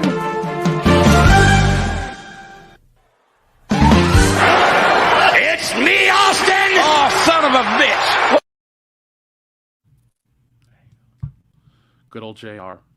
I think that he should redo that since, Vince McMahon is all over the place in the news these days. He should just come running out one day and just flip off the hood and scream, "It's me, Austin," again. People would be like, what the fuck? It would just really feed into that whole idea right now that Vince just does not give a shit and or doesn't fully comprehend what's going on anymore. Kind of like Disney. Well, pride goes before the fall. Look, I want Vince to do that. I want Vince to just kind of tank the WWE on his way out. Like, we've been talking about going to WrestleMania 38, like, everyone's going to come out here, we're going to do this, we're going to do that. I want them to get so bad that there is no WrestleMania 38. That would be a some world where shit. it shits the bed. That would be some shit if it shits the bed that hard where there's no WrestleMania 38. That'd be crazy, man. Oh, excuse me, 39, 30. Wait, 38 just happened, so I'm slow. But no, WrestleMania 39, that's the one I'm talking about. That'd be crazy. I mean, are they that bad now to where there may not be another WrestleMania? No, financially they're fine. Like, it's injury after injury after public relations nightmare after firing after retiring. It's like everything's just kind of like falling apart. But they do have a plan. It just looks stupid. Okay. Like, they're going the sports route where they're getting kids from college and they're basically touting them out like athletes. Like, the guy that they just hired a couple months ago was an Olympic gold medalist, and that's cool and all. That's a huge feat that, I got nothing but respect for. But like, a guy named Kurt Angle was the first, and he debuted about 22 years ago. So it's going to be hard to get excited for the next Olympic gold medalist in wrestling. Like, not only was the first, he was also awesome. Like, Kurt Angle could do it all. Yeah, and it's going to be one of those things where, I mean, we know Vince wants to control them, so like they won't get too big, but then you want them to get big, so this way you can, they become a household name, and you can draw more eyes to your product. So it's kind of this double-edged sword of just like, well, what do you want to do? Yeah. It's difficult. It's difficult because if they get too big and then they become Cena or The Rock, then they're gone. But what do you do? Do you just keep piddling out the same bullshit you have been for the past 2 years, or do you take a chance and make somebody big and hopefully it's the former, Nick. It's same bullshit, relying on the old people. Because there's that meme going around that as soon as SummerSlam is over with Brock versus Roman for the bazillionth time, Goldberg's coming back. He's coming back, and I guarantee you it's Goldberg coming back after SummerSlam to challenge Rogaine Ramirez at Royal Rumble. Is there money in that? They think there is. I mean, they haven't sold out. They haven't sold out at WrestleMania in a while, from what you've told me. So, I don't think so. Because the thing is, it's hard to gauge because with the pay-per-views now being premium live events, able to be streamed on the cock, you can get like streaming numbers, but you don't really get buy rate numbers anymore. I mean, AEW has those because they only have like 4 pay-per-views a year, 5 now that they had the Forbidden Back Door. But you can't really say, their pay-per-view buy rate has gone to shit because, there's no way to really know that. Yeah, it used to be, WrestleMania sold 1 million or this sold a couple 100,000, and you could gauge where wrestling was. And I guess streaming numbers are so much more important, but it's just weird. I think all of the changes in the way wrestling is consumed and produced on top of the turnover rate with the new and old generation has created a really big feeling of uncertainty that people are just kind of curiously waiting for something bad to happen. I think that's where we are. So, not to be too nihilistic, but maybe it can get better. I hope. I'm not going to watch Money in the Bank this weekend, and that's the pay-per-view. Correct me if I'm wrong, boys, but that's the one that couldn't sell out, and they had to move to the other venue, right? That would be correct. That's crazy. That makes me laugh. Ninja Lawyer Steve, we will read your email in just a second. And Hot Cheeto69 says, my girlfriend says Lightyear was trash and definitely not the movie Andy saw. No 90s movie is that woke. Oh my god. That's disappointing. I don't know what to say. I'm just disappointed, man. Like, yeah, man. A time where Buzz Lightyear was awesome. Just overthinking it. Yeah, and I mean, you entirely confuse the audience where they think, oh, Buzz Lightyear's gonna be like, it's gonna be the movie of the toy. No, it's just the movie of the guy. It's entirely confusing. It's really confusing. Well, let's check out some buttons from our friend Ninja Lawyer Steve. You guys ready? Whoa, what was that? What the hell? Oh, that's from Prophecy. Right there. That's from fucking What Prophecy. does that look like to you? It's Man Bear Pig. I told you it was real. Yeah. Oh man, he's super serial. That movie's about what is it? Some paper company makes paper, uses chemicals in their water, and then makes that bear. There's a point where you see a baby bear making the most inhuman noise ever heard, and it's like it's very jarring. Is that the one with Christopher Walken? It may be. It might be. I don't know. I haven't seen it in a while. I No, that's Prophecy. Yeah, Prophecy. That's the Prophecy. Oh, that's the Prophecy. That's different. This movie was made in the 70s. His was made in the close. 80s or 90s. I don't know. Yeah. He's an angel in that one. Yeah.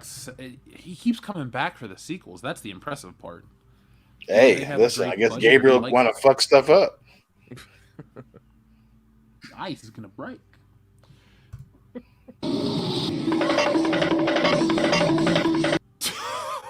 What the fuck? Very, very, very Yogi Bear. I like that. Do you want to throw one of these movies on as a commentary for Schlocktoberfest this year? Oh, 100%. Why not? 100%. Folks, we're going to start recording very early this year. We're all going to get together after the 4th, and we're going to sit down and plan out some big stuff. Yeah, I've already got some ideas for videos we can make that should be fairly easy. Perfect. I'm excited to do something. Does Halloween Kills come out this year or next year? Or no, Halloween Ends. Is it next this year? I think, right? This year. Yeah. This year. Yeah. Let me check. I'm so excited to not give a shit about that one, but we should get drunk and watch it if it hits Peacock. We will. Yeah, it'll hit the cock or the plus or the I don't know how to Paramount Plus or what. It'll hit something. It's on the cock. It's on the cock, just like Halloween Kills will be. So, folks, join us the day that Halloween Ends comes out for a live watch along like we did for Halloween Kills, because that's what we're gonna do, and it's gonna suck. But those people in that group are gonna think it's great. Over. God, that fucking group. I love that group. That group is. I've said so much horrible shit in that group, and I still haven't gotten deleted yet. So, yeah, it's fun. Halloween Ends is scheduled, for October 14th of this year, so we should be good. No, we won't be good. We'll just be tortured, but it'll happen. Yeah. I mean, it's on the schedule. It's on the schedule. Evil comes back tonight or tomorrow night, and then it'll die. It'll die that night. Evil gets a foot pain. I like this. Just you ruined this fucking head on, directly to the head. That's what we need. Like Halloween in the Hood. That's what we need. I would watch, dude. Halloween in the Hood would be awesome. Or what would be better? Leprechaun in the Hood was dope. Yeah, I agree. Yeah, that was a great movie. Listen, Leprechaun went to the Hood twice. Okay, he went to space once already. So did Jason. We need crazier things for Michael to do. All right, we need crazy things for Michael to do. We need Michael Myers versus Pumpkinhead. We need some shit like that. How would who would work better in the Hood, Michael Myers or Jason? Like, serious question, because Michael Myers would have to be a serious. Listen. We saw Jason because he's like undead. So because he'd probably be getting stabbed and stuff in the Hood. It just wouldn't work. He'd just be breaking necks. Michael would have to be like a fucking lion in the Sahara or something. Yeah, but he's liable to get shot. Michael Myers has been shot 6 times and walked away. Yeah, he does. He does have that white face mask, so might be a problem. Why? Well, remember, Jason did box that guy's head off on the roof. So Yep. Yeah. He fought a black dude. Yeah, he did. Well, you know why Michael Myers isn't that impressive in The Hood?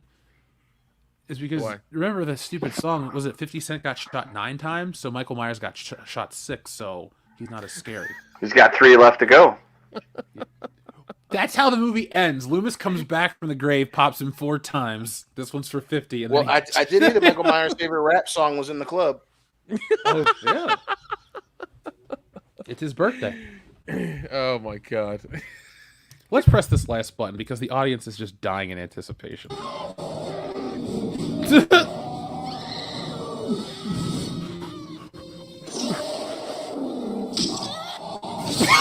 the fuck? Oh my god. Oh jeez. Kudos for you for using fucking Prophecy, like that movie that nobody's seen in forever. Oh man, such a wild movie. You know, yeah. I gotta watch this now. Let's add it to the docket for this Halloween. Definitely. So guys, let's get back into some other topics. What is on the docket? Well, Miss Marvel is not a successful show.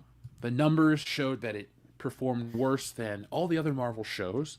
People aren't watching this wonderfully quaint depiction of representation, and that's literally all they advertise it as. But Jeff, it's not made for you, okay? It's not made for you. It's not for you, man. That's yeah.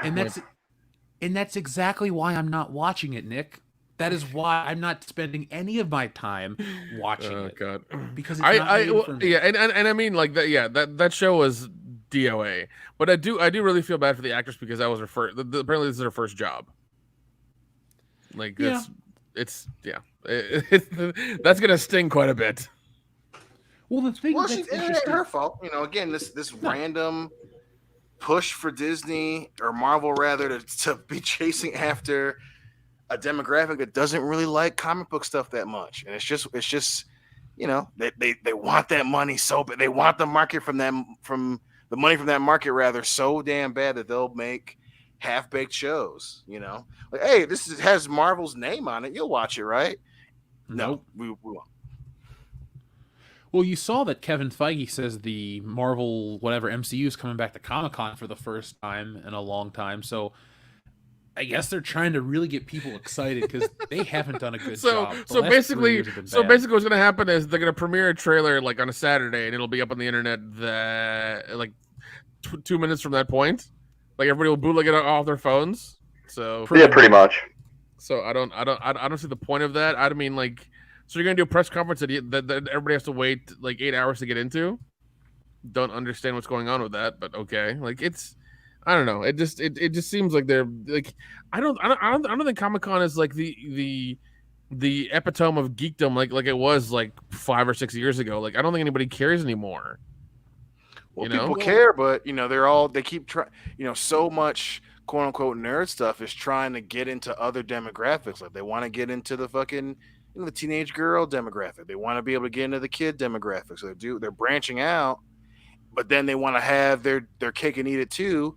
Where it's like, we're gonna go back to Comic-Con, and it's like you know either who do you want to watch? Do you want everyone, or you specifically going to keep targeting demographics that you haven't earned yet? Teenage girls.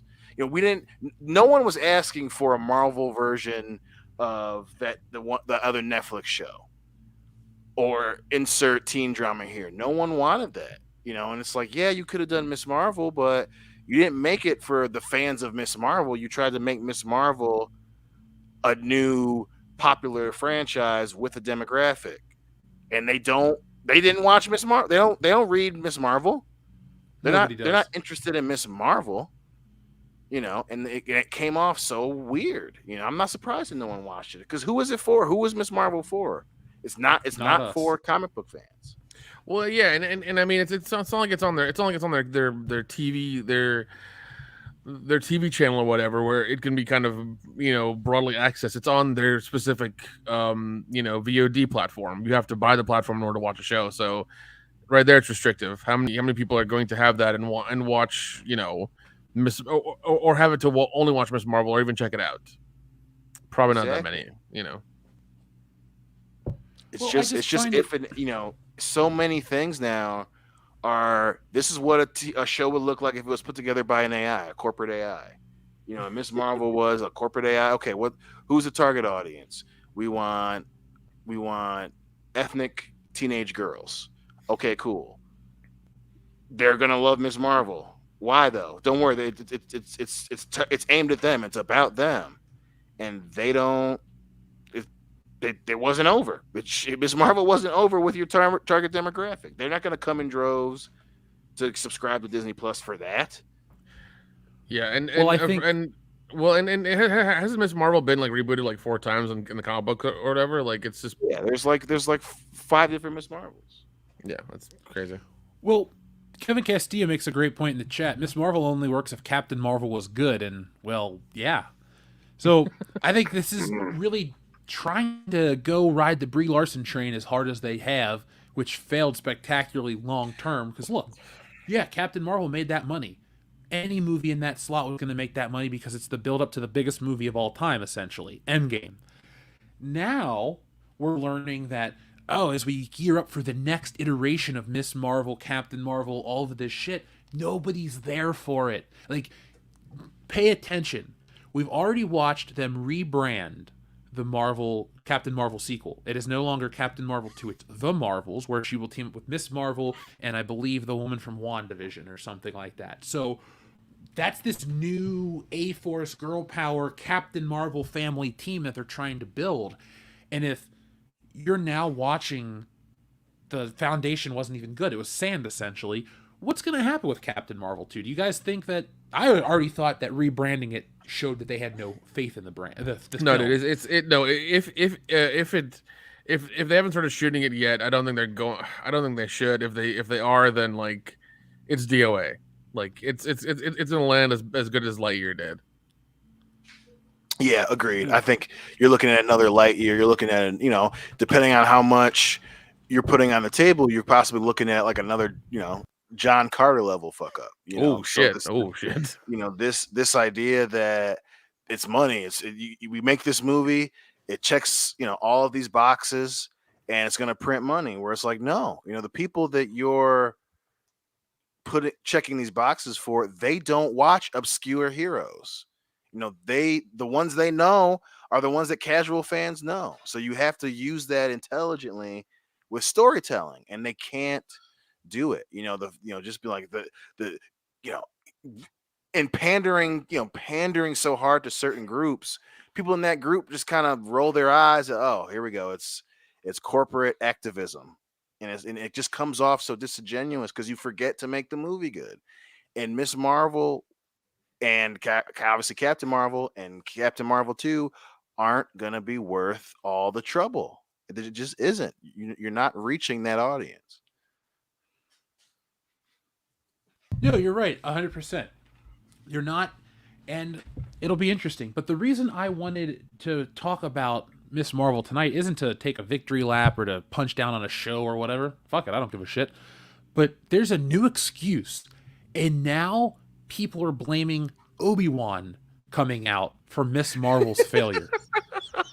Wow. Wait, hold on. They're blaming the white guy for her failure? Of course they are. Of fucking course they are. Well, it's reaching for straws. They got to figure out something to blame, even though that show has absolutely nothing to do with the success or failure of the other show.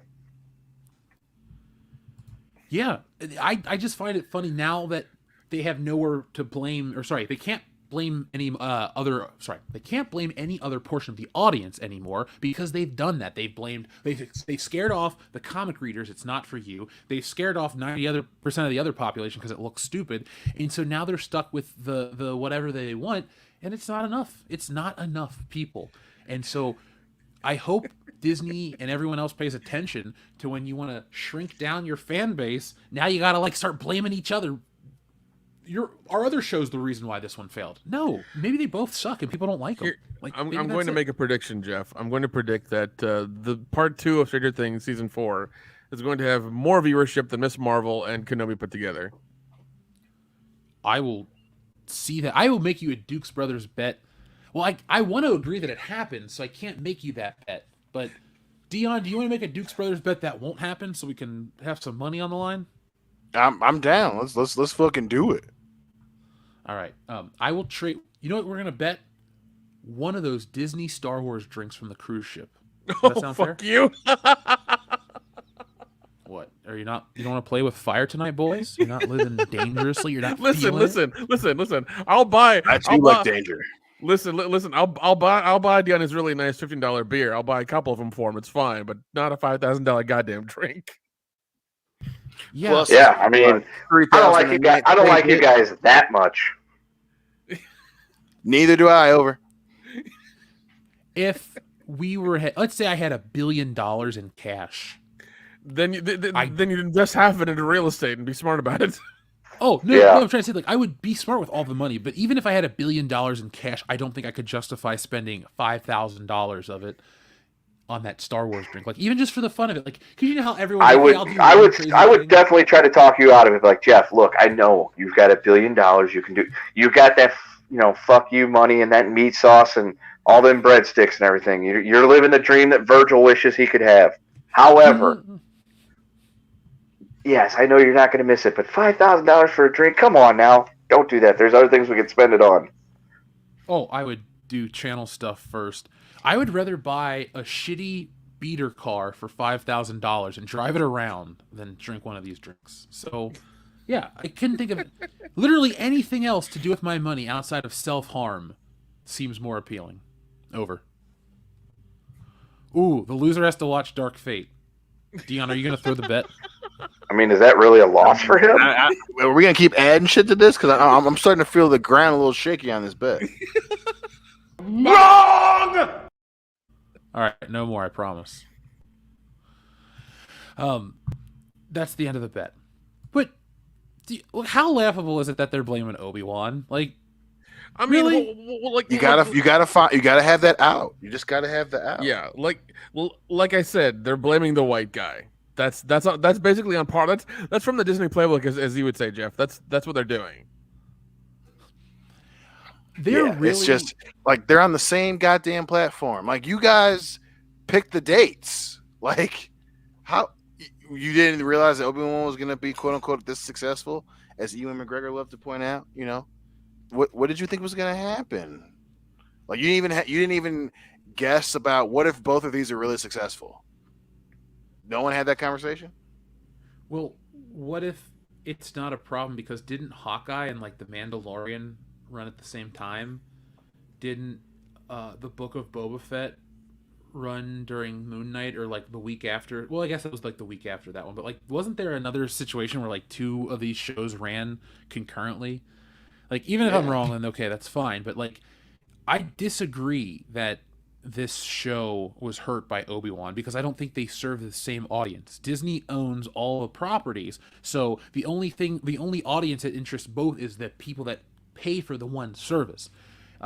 We have it still for free from a phone thing. So it's like, what do we have? Or what are we going to watch? Not that shit. It's like George of the Jungle or Marvel shows or things that would appeal to people my age. It's like with HBO Max. There's a ton of content that's for kids and adults. I might watch a kid show from the 90s when I was a kid, but I'm not going to watch one from today. Like, you can't blame me for the failure of, I don't know, what show on HBO Max didn't take off? Aquafina's 6th season of some bullshit? Oh, I didn't watch that one. That Santa Claus fucking claymation thing didn't take off. Yeah. It was garbage, that's why. Yeah, it was. I watched it. I regret it. Oh, God. But it's like, the whole point of Miss Marvel isn't to tell you how cool a superhero is. All I see is it's important to tell representative stories. That's literally all the talking point about this show is. It's such a nice slice of life for this type of a family. And guess what? That's cool.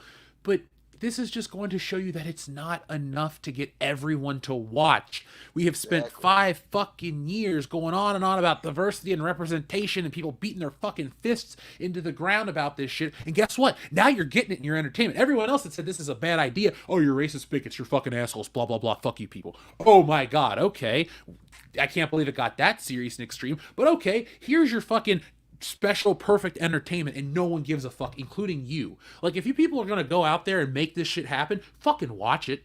Don't bitch. It's as bad as the Evil Dead fans that are, oh, we're gonna watch Ash vs. Evil Dead and support it, and you didn't watch it, and then you bitch that the show got canceled. It's like you're the reason the show didn't get a 4th season. Like, people out there, you want this entertainment to take off, nobody watches it, including you, because it fucking blows. You want to feel good, you want to have control and power. What you want to do is some bullshit, very little work to feel like you've done something big for society.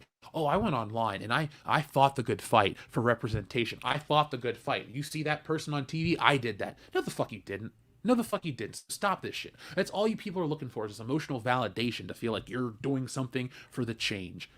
All it's changing is the channel. No one's watching this shit. This is going to affect people like, oh, it's so great, this, that, and the other. Let's say this show goes nowhere and the actress never acts again. All right, well, no one made fun of her. No one said anything. No one just cared, or no one cared at all. It's like the kid, Jake Lloyd. You know, he got the short end of the stick. It would be much different if she got that. But no, nobody just isn't watching anymore. And so the fact that you have to pull all these qualifiers and quantifiers out to make your show seem important isn't working. And this is the last place you can blame. You can't blame the audience. You can't blame Disney. You can't blame anybody. The show just didn't work. No one cares. And it doesn't matter that the show can generate a lot of positive discussion. No one is discussing it. Like, seriously, the article I'm talking about, people are bitching about Ms. Marvel not taking off because people could talk more on social media, guys. Like, we Star Wars people have kept the conversation about Ms. Marvel's importance from happening. Do you believe this bullshit? Because I fucking don't. What?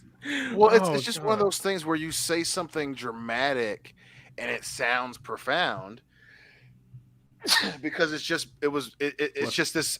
Thank you. This haphazard, point to try and prove how quote unquote toxic certain fan bases are.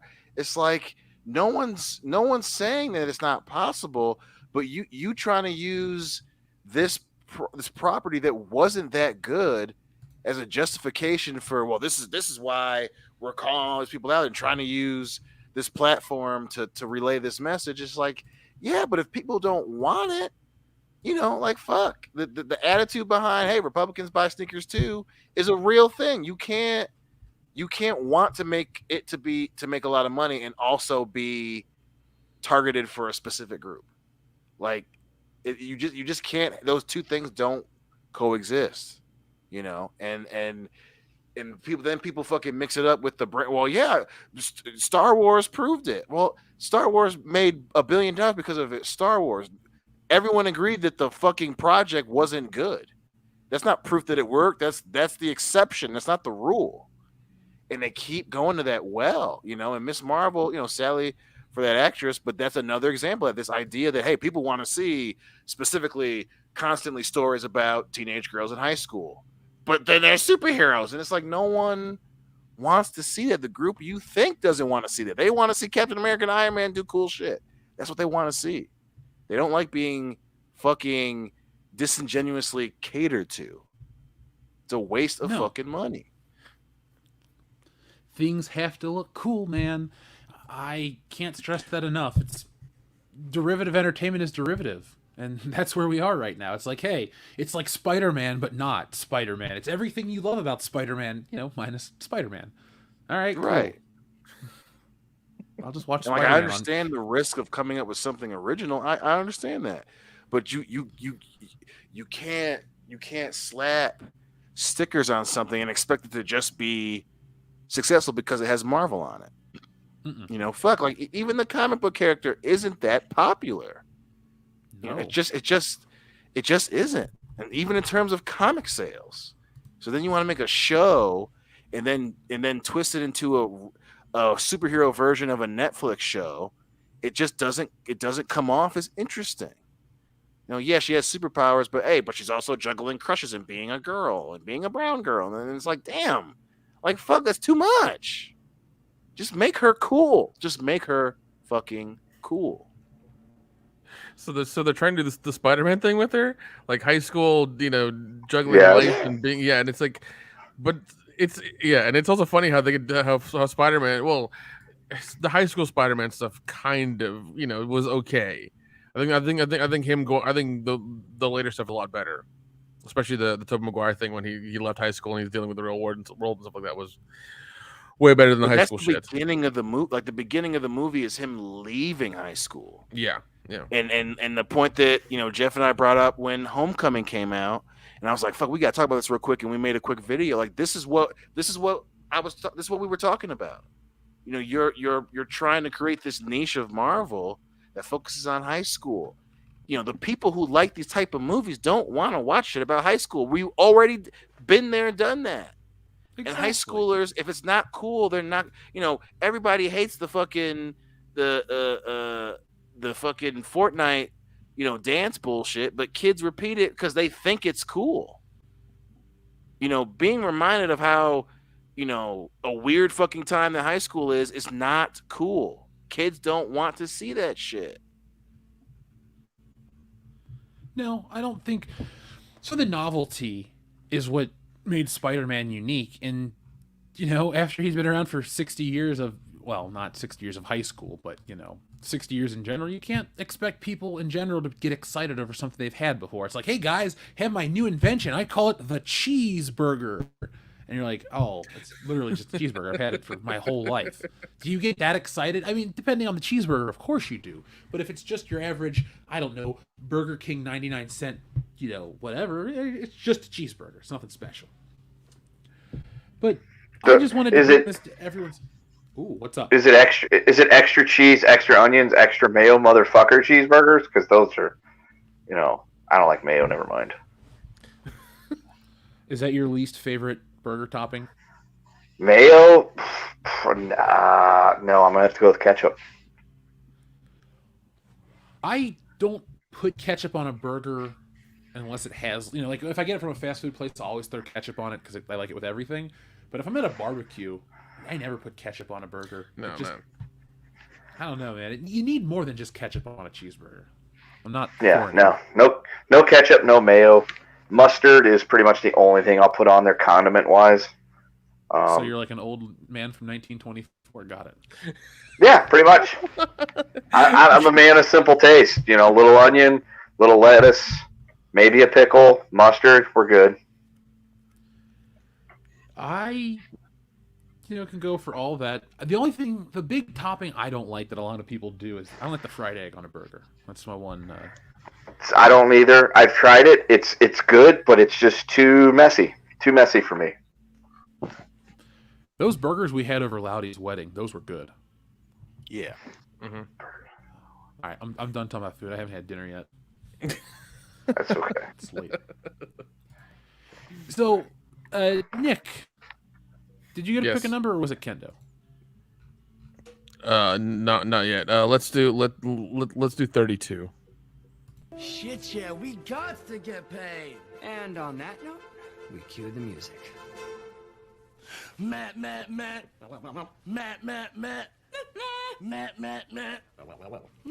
Meow.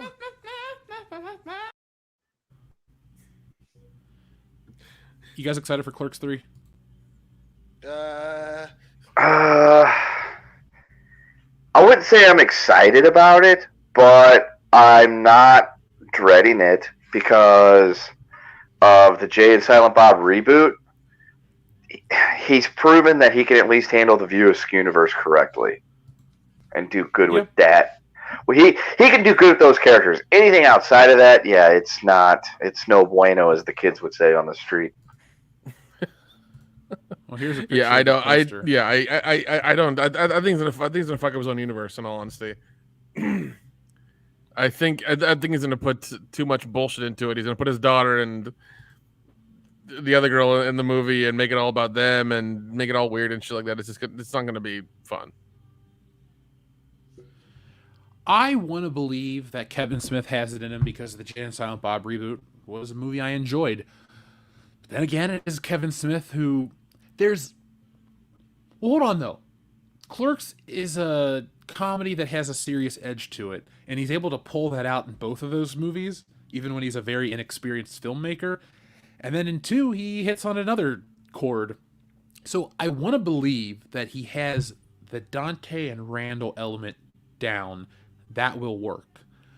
I think Jay and Silent Bob will be just too dumb. I hate to say it, there's something different about them, and it doesn't work as much anymore. Maybe they just don't go for the jokes. Maybe they've lost their edge. I don't know. Maybe it's just me, but let's see what's up with the audience. So, where were we? Our friend Hot Cheetos, thank you very much. Xavier to God says, I found out WWE gets 10% of any product, show, or movie that has John Cena's name on it. Huh. Yep. Because they own the name John Cena. Huh. So they get 10% of what he makes, or they get 10% of like the Fast and Furious and shit that he's in. Probably, yeah. Well, whatever he got paid for the Fast and Furious, I think they get a portion of that. Not the entire movie. I don't. Well, I'm guessing, but I assume it's just his portion. They get 10% of that. Vince gets his cut still. Ugh. Which is, yeah, because I don't know. That's the contract he made. Hey, I wouldn't have a problem with Vince getting his cut if he made more stars. Like, don't make one every 20 years. Just make one every couple months. Yeah, but then he should have contracts like this where like he makes a star and they owe him like 10% or 5% of whatever they make for, I don't know, 40 years or 30 years or some shit like that. Just make that contract. Just do that. The Rock used to pay him money back in the day. I was listening to a podcast where it was talking about that. How did he get out of it? Did the contract just end? It must have ended or something. It didn't talk about how it ended.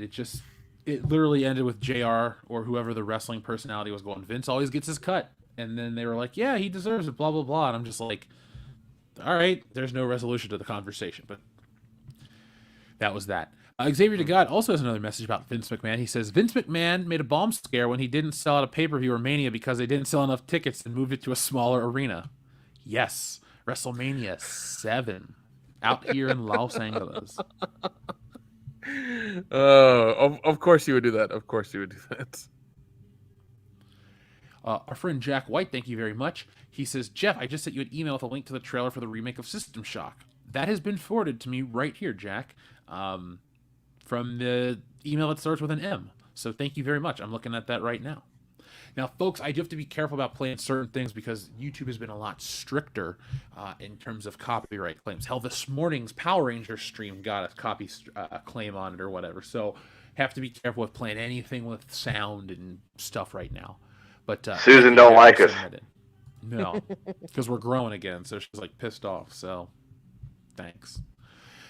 Enrique Vasquez will be up in just a second. Sorry, these jump around. Jack White also says, I sent you another email with the link to the Gantz manga.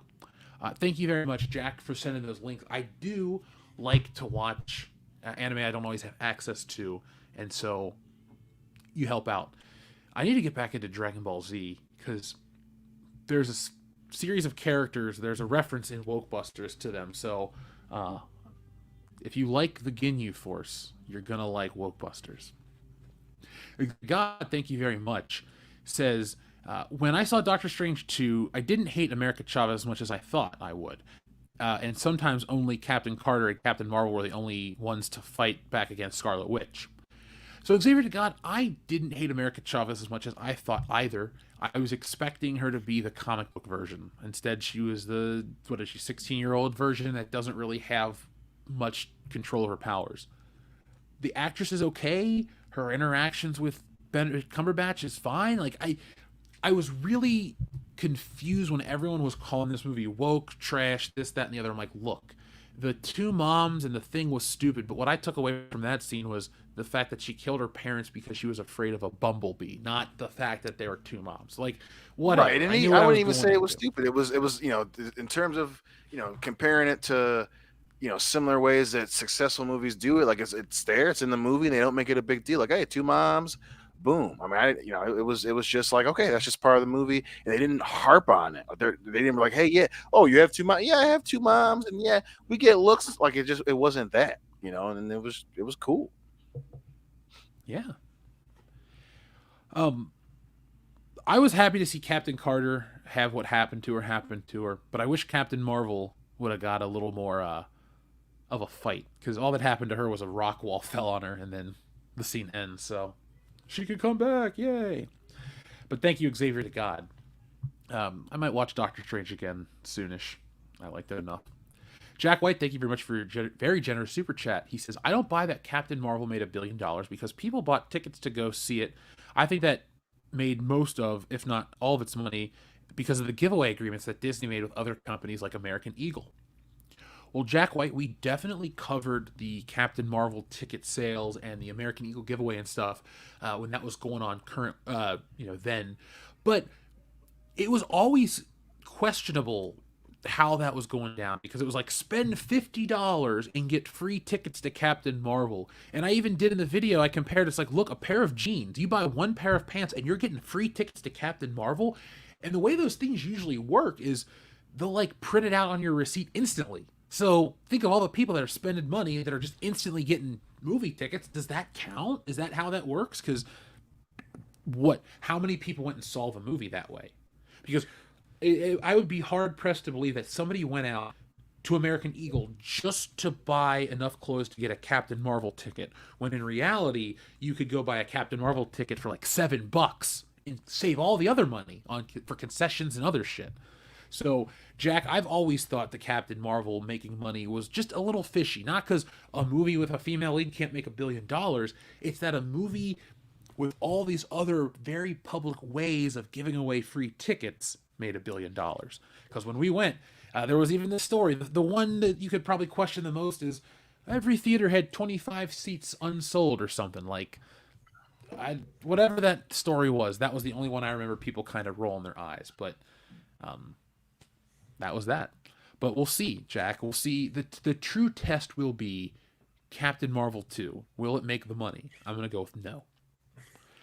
Enrique Vasquez, thank you very much for Super Chat. He says, with $5,000, you could buy 1,000 Costco chickens. That's a hell of a party. Boys, I really do want to get a Costco chicken counter going, because when we get together, we're going to have a Costco chicken feast.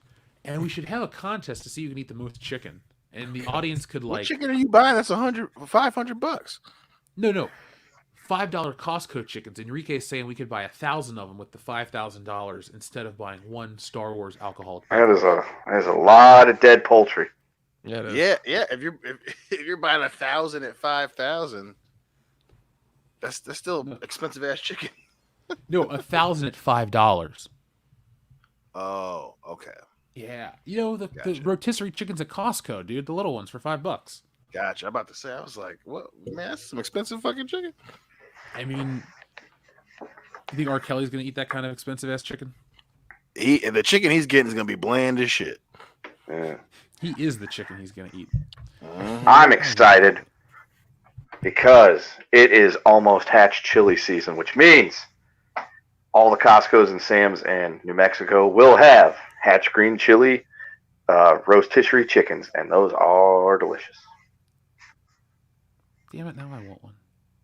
I know, they're so good. You know what? Tuesday, when we get back to the ABQ, I will send you a picture of my Sam's Club green chili chicken. Well, I have a Costco membership, but I can't get one out here, so damn you, Kendo. Guys, we have a Fuck, Marry, Kill to play. Okay. You ready? This is kind of fun. Riley Reid, Gina Valentina, or Dylan Harper.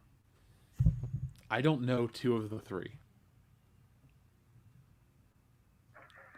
And neither of you, it sounds like. I'm going to say don't marry any of them because you don't marry the porn woman. I agree with that. You can't turn a hoe into a housewife. That's right. You'll end up looking like that fucking dude in that picture when, what's her name, got engaged and was all over Instagram, and that guy looks sad as fuck. When... It wasn't Riley. No, it was. No, that was Riley Reid because. Okay, yeah. Because that shit went viral. Because like Riley Reid's engaged, and the guy looked like the most broken down, physically or psychologically destroyed individual on the planet. Yeah. I'm not going to marry anybody, but Dylan Harper would have to die. She is not my cup of tea. Yeah. Her forehead's just too massive. So all the better for you to shoot on. God damn. All right. Well, folks, we'd like to thank you for tuning into World Class Bullshitters as we find a way to get demonetized and taken off YouTube. Nick is thirsty, folks. We're not going to get Costco chicken. We're just going to get you a lot of bottles of water.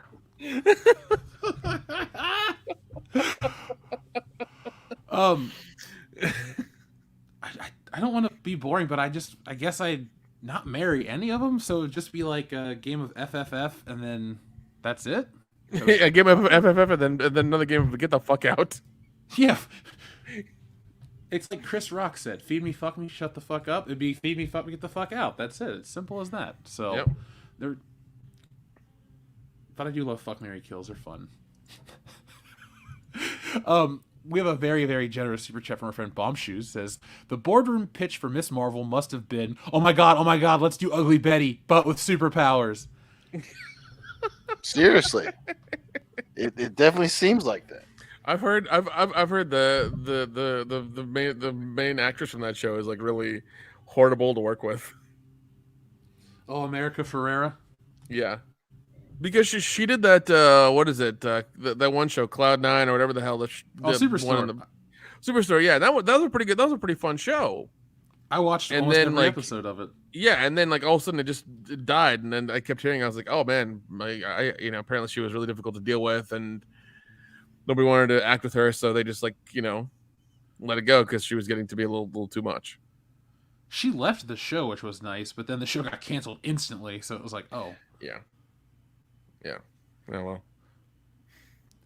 But had a good know what a lot of this entertainment seems like is the girls from college, Dion, like the girls that you would hear talk about random shit in the cafeteria. It's like they got all the power to make the shit that we wanted to watch in college. So it's like, oh, instead of having Iron Man do cool shit and fight aliens and go to space, it's like, yeah, let's just do Ugly Betty but with superpowers.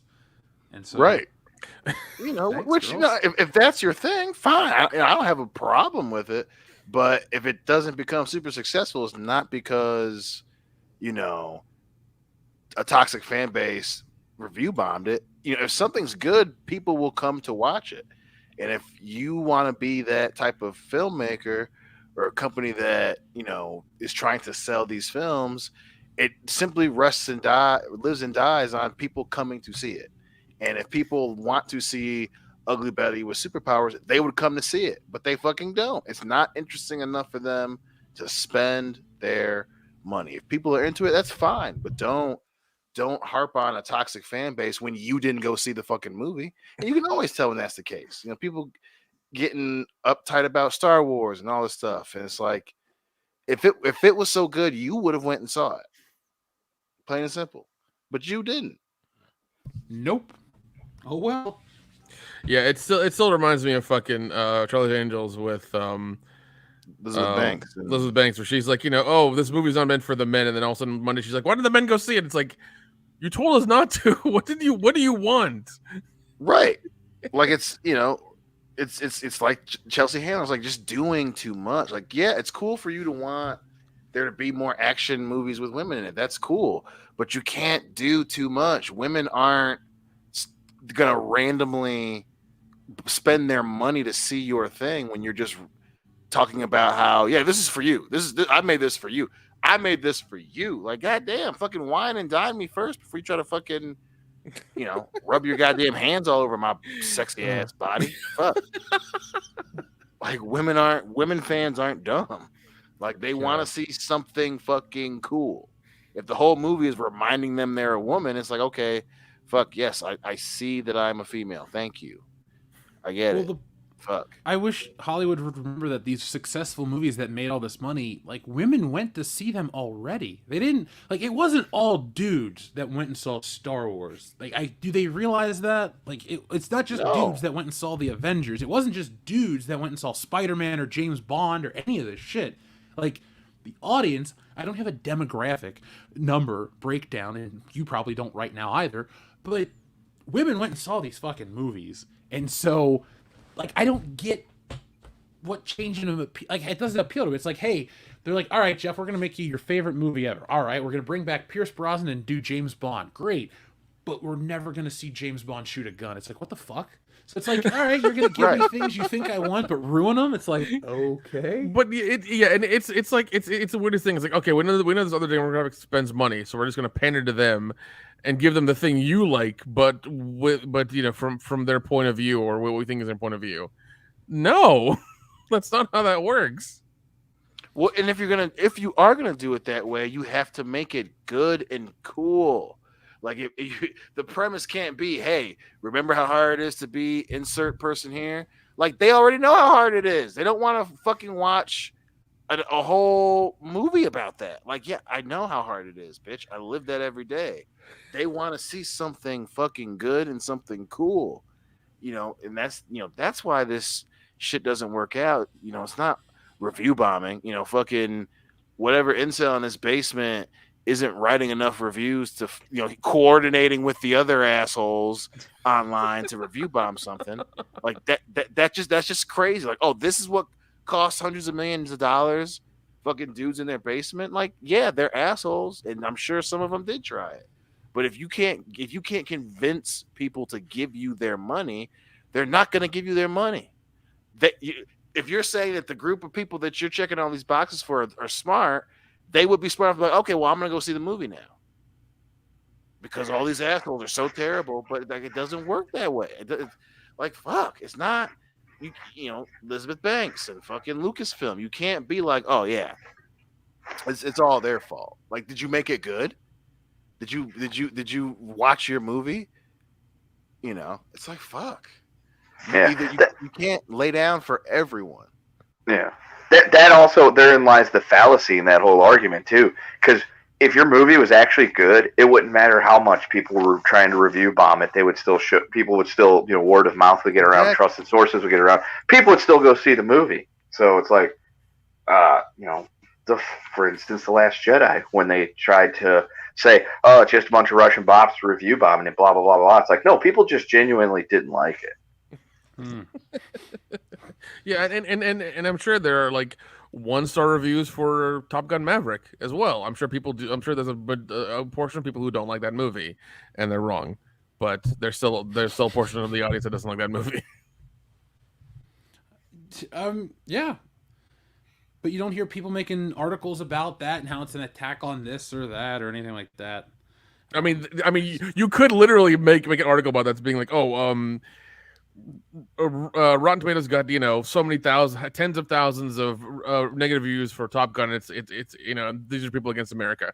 You could totally write that article, dude, and say it's Russian bots in that form too. Actually, I googled Top Gun 2 review just for the hell of it. According to Google, it has a 4.8 out of 5-star rating with 18,070 ratings. It's sitting at 96% on Rotten Tomatoes.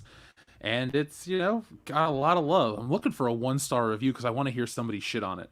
What do you think they're going to say? Goddamn, 99% audience score, 50,000 plus bear. It's like the movie that you didn't know everybody needed. It's like Top Gun saves the world. It's like, what year is this? Okay, cool. I'm on board with every actor. If it's probably going to say it's a copy of the first one. It's probably going to be one of the negative reviews. A movie about a bunch of white dudes or something like that is going to be one of the reviews as well. Somebody's angry about that. Scott Mendelson gave it a 5 out of 10. He said Tom Cruise's Top Gun Maverick is an audiovisual treat and generally well made for a blockbuster, even as become a Rise of Skywalker style nostalgic ode to itself. Oh God, shut up, Scott. Sounds about right. I know some of the Rotten Tomatoes reviews of the first one are like critic reviews that are from like essentially somebody in 2022 is reviewing the movie from 1986 by 2022 standards, and they're like giving it bad scores, and they were like,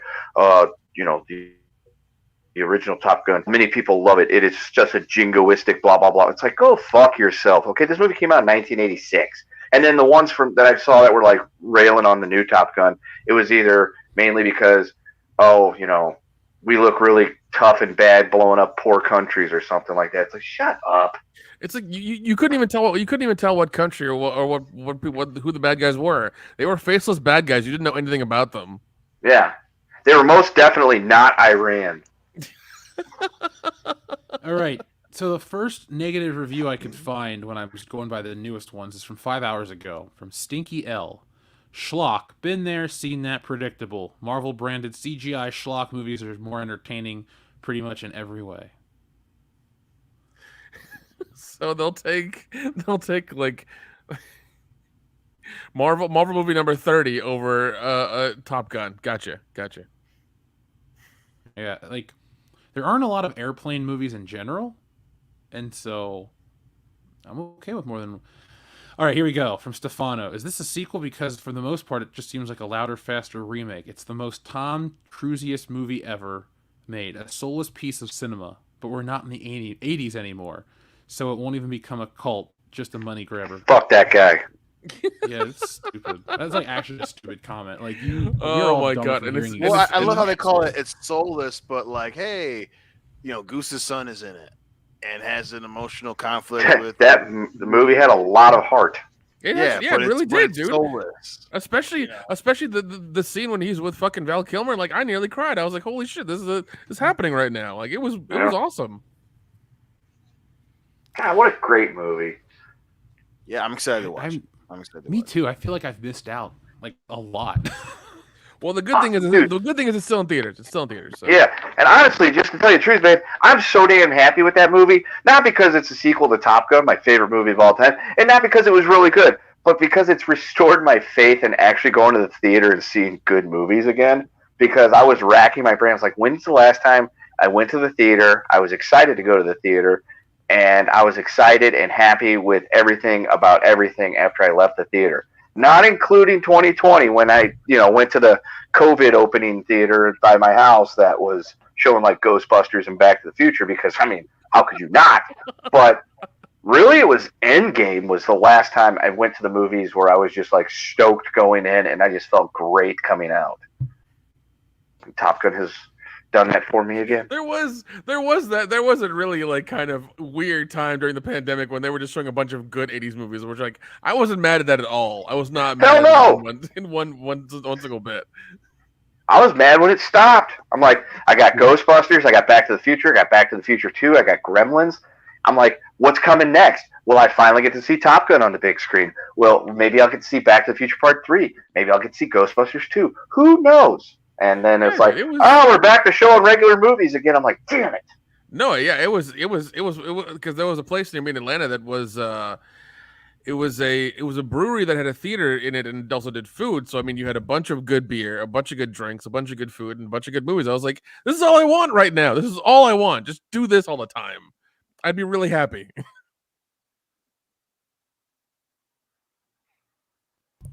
Well, I'm glad that theaters are back. That's the thing. No, Jeff, they're not. They're nobody's going to go see any movies ever. Yeah, the pandemic killed the theater going experience. Yeah, man. That's what I was told. Gone. It's dead. It's dead. That and incels rising up.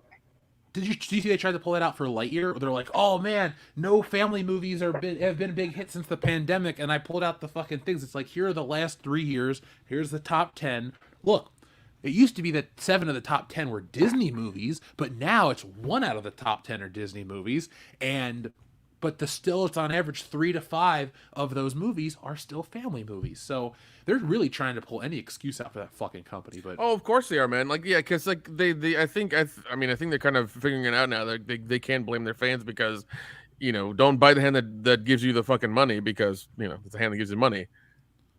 And if you keep doing that, they're gonna get really pissed off and not buy your product anymore. So maybe don't do that. Respect the audience. That's the number one key. John Thomas, thank you very much for your super chat. He says, I concur, no mayo, but no ketchup. D maybe. Pickle is evil. Mustard, ketchup, onion, and a ton of pickle. That's your preferred cheeseburger? Wait, he said pickle is evil, but then he wants a ton of pickles on it? It just says, yeah, and a D maybe pickle is evil. Yeah, that's what it says, but I would eat a mustard, ketchup, onion, and pickle cheeseburger. That's just McDonald's burger. Yeah, pretty much. Just throw some cheese and green chili on it, and you're good. There you go. Who has the absolute worst cheeseburger that you can get from fast food, Kendo? Probably McDonald's. Yeah, Burger King's not much better. No, Burger King's not much better. Wendy's is really good. I do really like Wendy's. I won't say Whataburger because their cheeseburgers are okay. Their regular burgers are far better. So Wendy's over Whataburger if we're talking cheeseburgers. In-N-Out makes a good cheeseburger, but I think I like Wendy's better, maybe. Blake's Lotta Burger makes a really great chili cheeseburger, but that's a regional thing that's not exclusive across the country. Yeah, I would say Fat Burger makes a good burger, but they're only out here. I'm just going to say probably Wendy's, maybe Carl's Jr. or Hardee's. Right now it's Hardee's, and in a couple days we'll be back to Carl's Jr. again. Which do you prefer now? Which is easier to say? Carl's Jr. just because I see it more. So the funny thing is, I used to go to Hardee's like once a week, and then I moved, and now it's Carl's Jr., and I'm like, oh, cool, now it's Carl's Jr. I can go to his Carl's Jr. I have not gone to it yet. I'll have to change that next week. I'll stop by and be like, look, first time ever, and I'll have a bunch of people back home like, what are you talking about? This is Hardee's. Be like, oh, it is? I didn't know. Okay, guys, this is a very fun fuck, marry, kill because it's very personal. So it's your favorite actress, your favorite female wrestler, and your favorite porn star. So that's tough because it's your favorites across the board. And so you got to fuck, marry, kill. I will. Yeah. I will go first, I guess, because who's my favorite actress? Though that's the problem. Like my favorite woman wrestler would be Trish Stratus.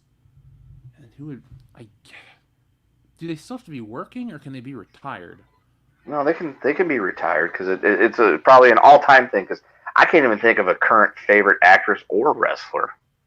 I can't think of a favorite current porn star. Let's go with Gianna Michaels from back in the day. Gianna Michaels. Yeah, come on, everybody knows that one. Yeah, we do. Yeah, we do. Yeah. She's been everywhere, man. Yeah. Jeez, you're not kidding. A lot of miles on those tires. That's why she's going to be killed. Really. I don't know who's going to get the boot. It's difficult because they're all my favorites. I guess Trish Stratus is going to live in some form or fashion because she's cool. What about you guys? I don't know. I'm trying to think if I have I don't know if I've ever had a favorite actress or favorite female wrestler. I've never had a favorite. Like, maybe Scarlett Johansson would be my favorite female actress. Yeah, that's mine. My favorite female wrestler, just because she looks good, is Nikita Lyons. That's true. Yeah. Yeah. Wait, yeah. She's not very good at wrestling from what I hear, but I could care less. I don't watch her. I don't follow her on social media for that bullshit, anyways. No. So all right. I can answer this, and I'm going to do it as generically as possible, but I've got logic behind it. I'm going to fuck my favorite actress because she's probably most likely an airhead and one of those elitist bitches that wants to tell her about how to live their life. And I don't want to deal with that shit every day. I will marry my favorite female wrestler, not that I have one, but I would, because she's probably at least athletic and can go, and that could be a lot of fun. And then I'm going to kill my favorite female porn star because, again, I don't have one. I've never had one because that's just weird. And I'm going to kill her because, again, a lot of miles on the tire, and, well, you don't marry the porn whore. Never. And before anybody comes at me with anything saying about how sexist that is, that goes both ways. Ladies, you don't marry the porn whore guy. No. Well, a little hard. I call him the porn whore. Goddamn. The porn whore guy. PWG. Oh, man.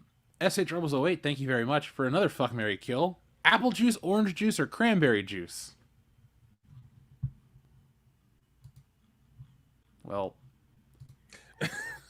I'm gonna marry orange juice, fuck cranberry juice, and kill apple juice. I'm marrying orange juice. I'm going to kill cranberry juice, and I'm going to fuck apple juice. You got fucking marrying apple juice, fucking orange juice, and killing cranberry juice. I will marry orange juice. Fuck cranberry juice and kill apple juice.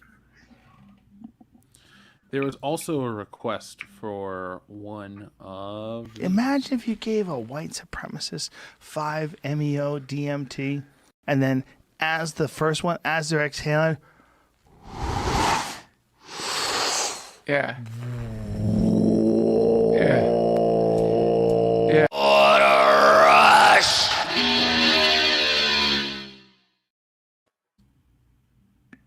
There you go. SA Troubles 08.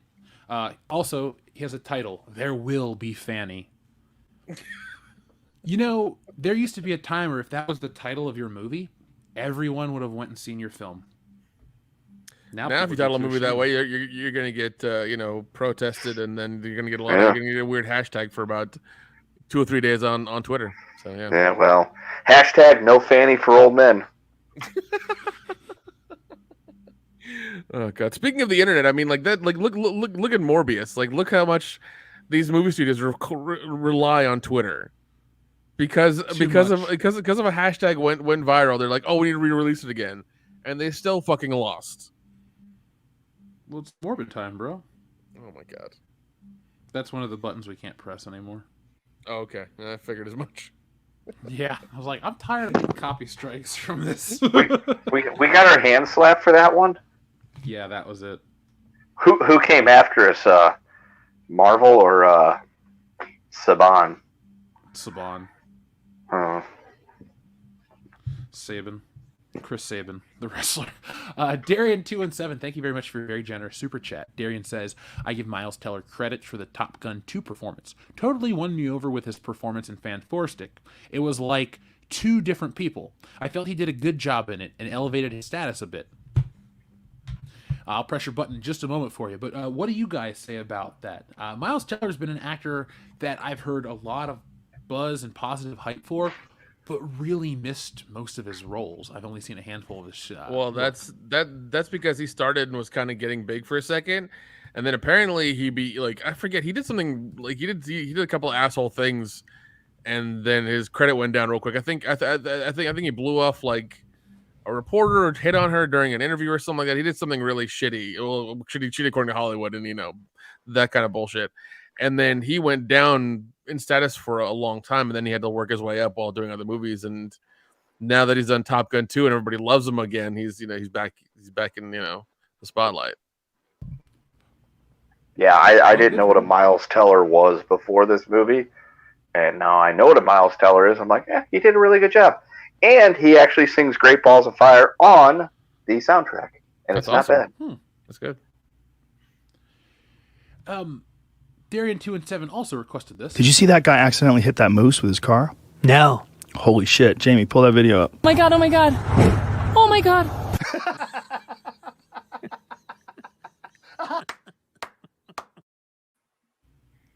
Should we do a version of that where I put the Wilhelm scream over the moose? Yes. Or would that be too much? No. That would not be too much. If anything, that would improve it. All right, then I'll work on that. Maybe I'll use that as a replacement. The audience That'd be funny as hell. I laugh. We have another one from our friend Joseph Fazio who says Char Hut Burger, Florida. Well, when we're in Florida, we're gonna have to try Char Hut burgers. Ooh, opened in 1976 in Miami. Those look delicious. I should close the tab, guys. Yeah, I want us to get the Barstool Pizza equivalent. Like, I want us to be the cheeseburger channel where we just get to go and eat every cheeseburger in the world. That'd be so fun. That would be one. I'm entirely down for that.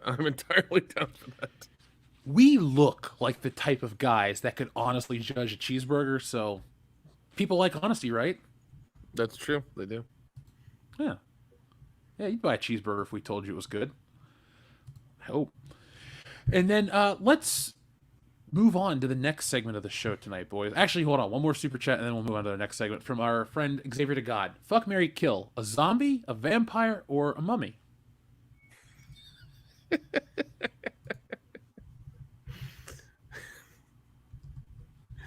Huh. I'm killing the fucking zombie. I'm not fucking it or marrying it or whatever. The zombie's dead. Gets shot in the head and it's down. I'll probably fuck the vampire and try to get, what is it? Like fucking living forever, as an STD hopefully. And then I'll marry the mummy because, the mummy probably has some gold or whatever in one of its chambers in the fucking pyramid. So I'm hopeful for that. I'll go with kill the zombie, fuck the mummy, and marry the vampire because it'll look the best the longest. So. Well, see, that's all right. So I'm killing the zombie for the obvious reasons, but I'm only gonna fuck the vampire instead of marrying the vampire and have to marry the mummy because if you marry the vampire, you're gonna be turned into a vampire and you're gonna live for almost all of eternity with that person, and that seems like a really long time to be married and sticking with the same person. Fair. I just was worried about decomposition.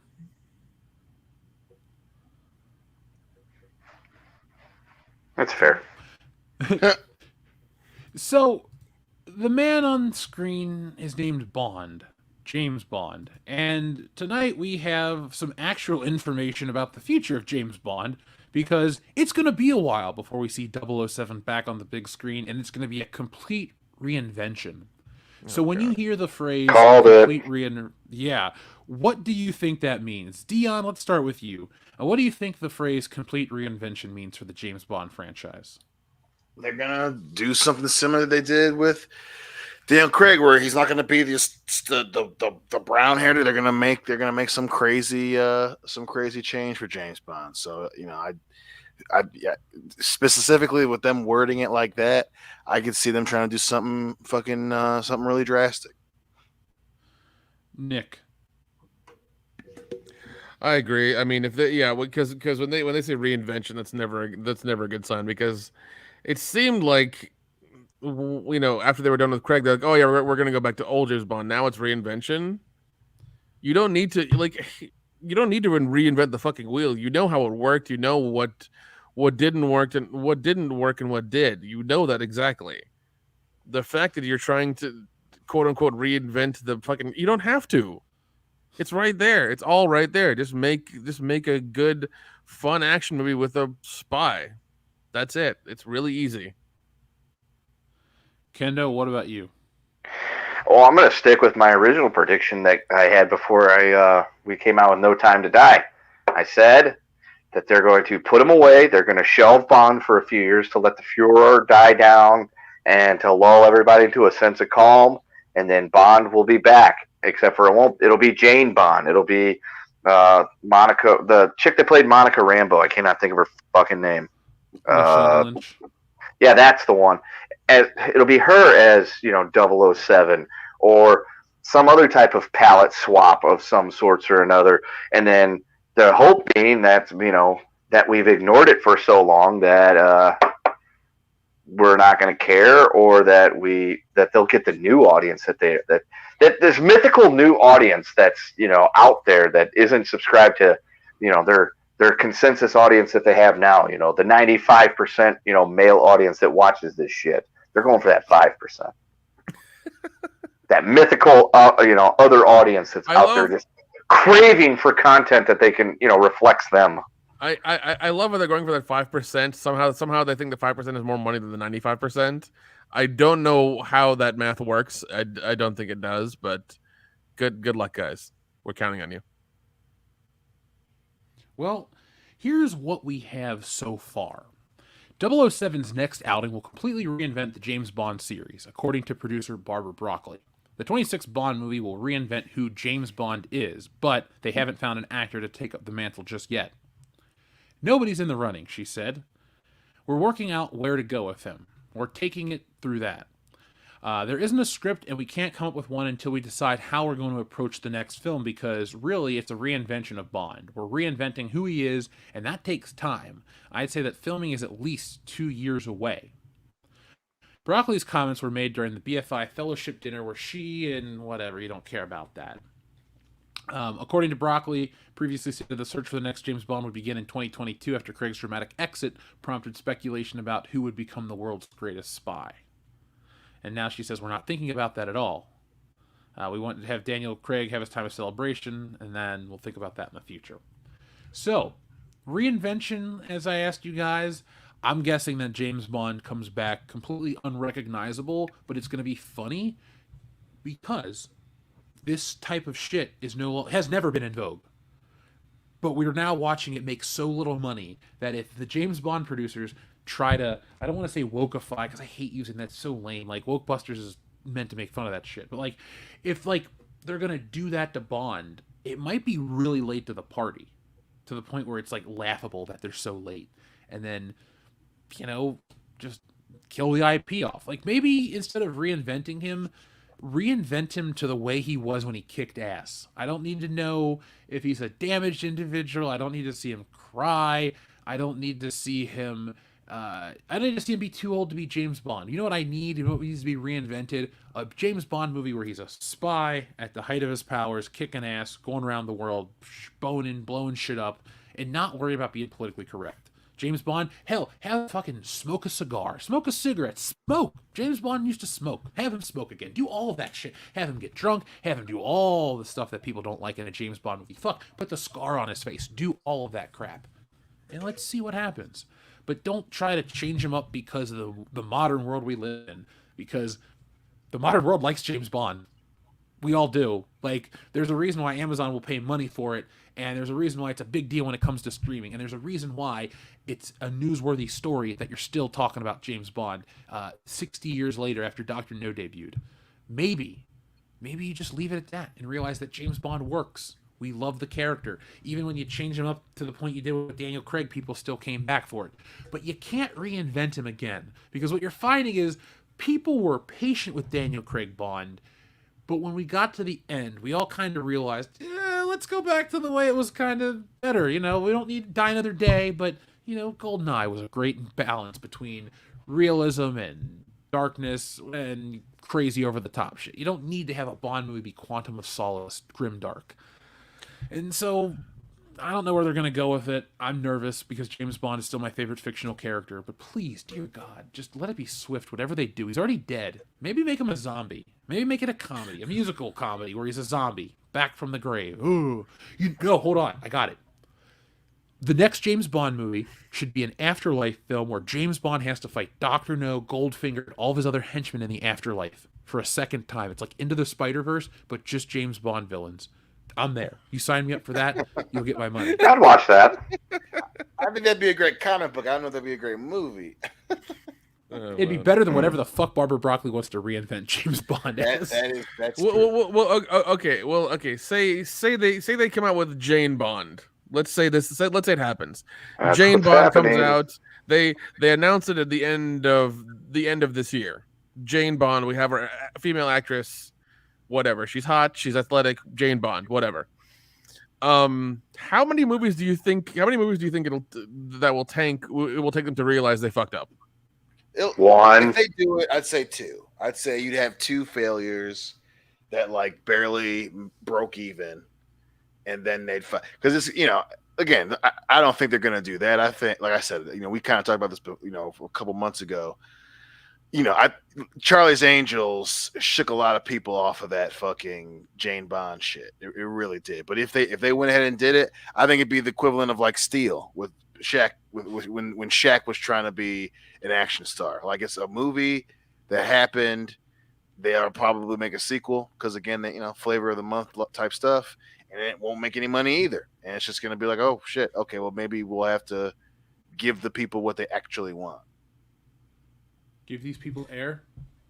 Give the people air.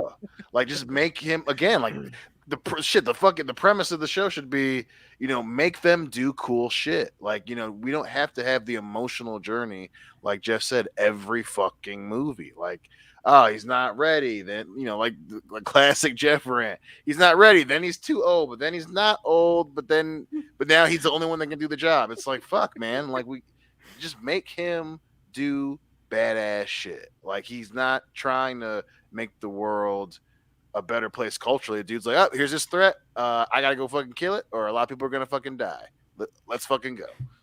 I feel like I'm a fucking blunt instrument. Let's go be blunt, bitch, and see some cool shit. I feel like I feel like his his emotions and his things like that were almost explored enough in the Brosnan era, because you had him when he was hurt, and he had his shoulder hurt, and Emma was like, you can't go. You have to be cleared by the doctor, and then he goes, bangs the doctor, he's cleared. And then he realizes that he fucked up because his shoulder's still screwed up, and the villain's using it against him, and that whole thing. Especially in Goldeneye, you have his lifelong friend Alex, who betrays him, and they mention how his parents, things like that, in dialogue very briefly, but it's all done very briefly in dialogue, and enough to give you enough of a past and enough emotional levity to give you more than just a one-dimensional character. But it's those just emotional enough. Parts were straightforward. It's exactly, yeah, they were very, very straightforward. And his best friend at work fucking died, and then shit, he's alive and he's fucking trying to fuck the world over. Like that, it was straight up. My former best friend, he's alive. He faked his death, and now he's going after it. I gotta fucking kill him. One was it's a fucking he's a media mogul who MI6 is already fucking suspicious of. The love of his life from his college years, the one that got away, is the dude's wife, and he fucking kills her. All right, I'm gonna kill this motherfucker, and I'm gonna save the world. You don't have to. Fucking Quantum of Solace was the love of his life betrayed him, and she fucking died. So he's dealing with that, and he's mad at her. Then he won't forgive her.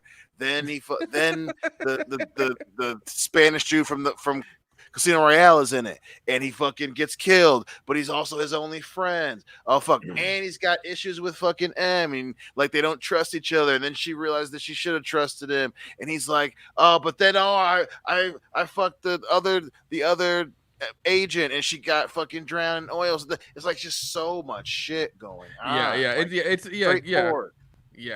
Yeah, it seems like with the Daniel Craig stuff, they went too emotional.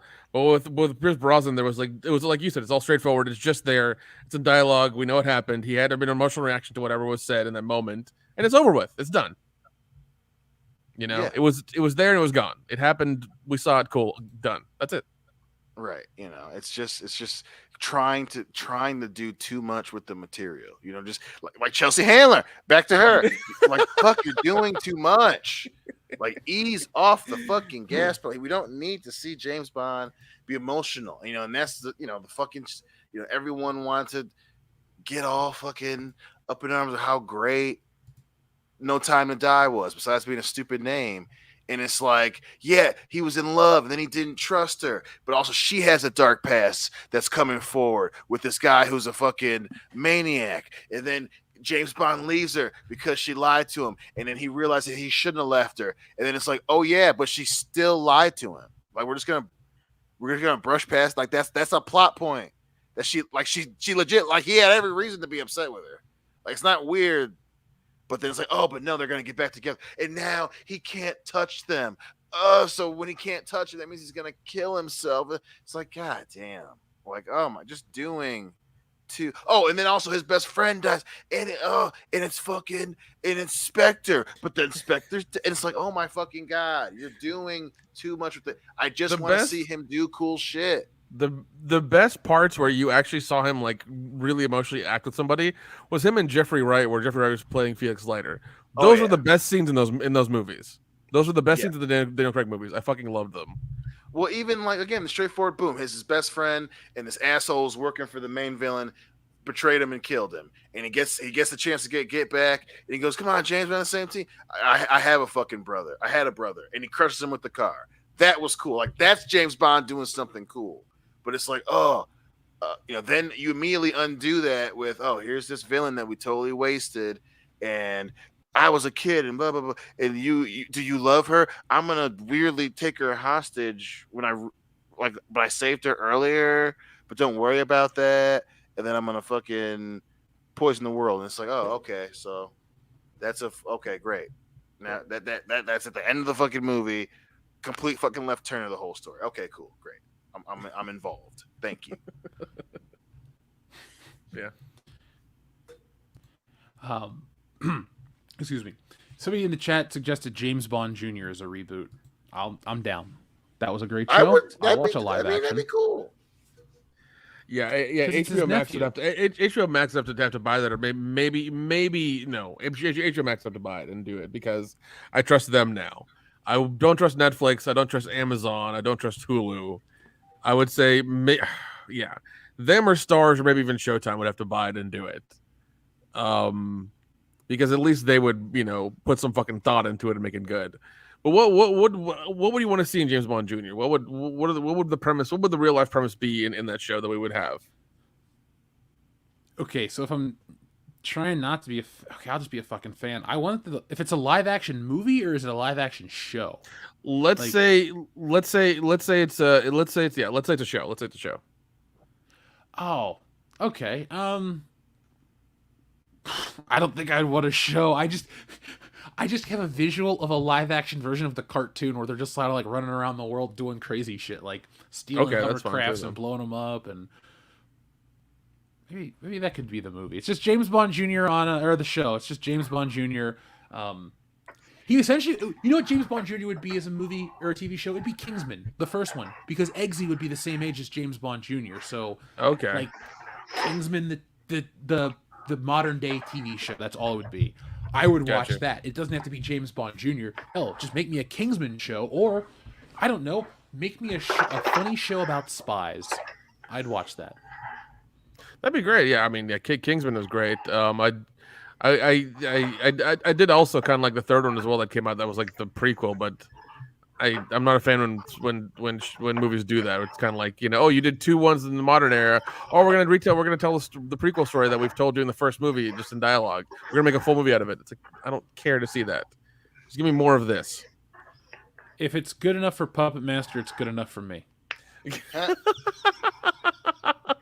Really, okay? Puppet Master Jeff? Really? No, not really. I'm about to say, I was like Charles Band, fucking Full Moon Productions. Oh my god, he's a friend. Who? The fucking guy. I don't know. I'm about to say, I was like, Charles Band. What are you holding out on me, man? I got a couple connections to some people. I'm not holding out. Listen, if you can give me that Trancers remake contract, I'll be real happy. I can make that happen. I'm your friend after all. That'd be awesome. So, our friend John Thomas says gay Bond. There's no audience for. Look, if you change it up, that's one of his hallmarks. You're not going to open up James Bond to having a bigger audience. You're just going to get a lot of people to fight over it, and then nobody's going to go to your movie. And just your entertainment for escapist purposes. Like, I don't get what you would ever do that for. It just wouldn't work financially. It doesn't matter. You would be chasing that audience that does not exist. Well, maybe if they chase it, it'll show how virtuous they are, and then the regular audience will come back because, hey, they're trying really hard to make the world a better place through a James Bond movie. No. Yes, that's how I decide what movies I'm going to go to, is which one is trying to make the world a better place. I could watch Miss Marvel because it's such a great representation of a certain type of family in America, or I could be entertained to go see Top Gun. Like, yeah, I'd rather spend the money to be entertained. Xavier to God, thank you very much. He has another Fuck, Marry, Kill. This is Ninja Turtle edition. The 2014, the 2012, the 2017, and the Transformers 2007. Oh, wait, hold on. Sorry. He meant to say Ninja Turtles 2014, Power Rangers 2017, or Transformers 2007. What is your Fuck, Marry, Kill? Oh, God. I'm killing Transformers.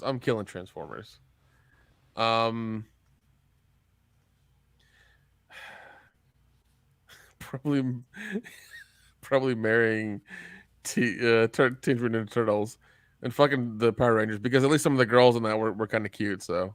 They were. Oh, my God. Yeah. I'll go. Okay, so these 3 movies have something in common for me.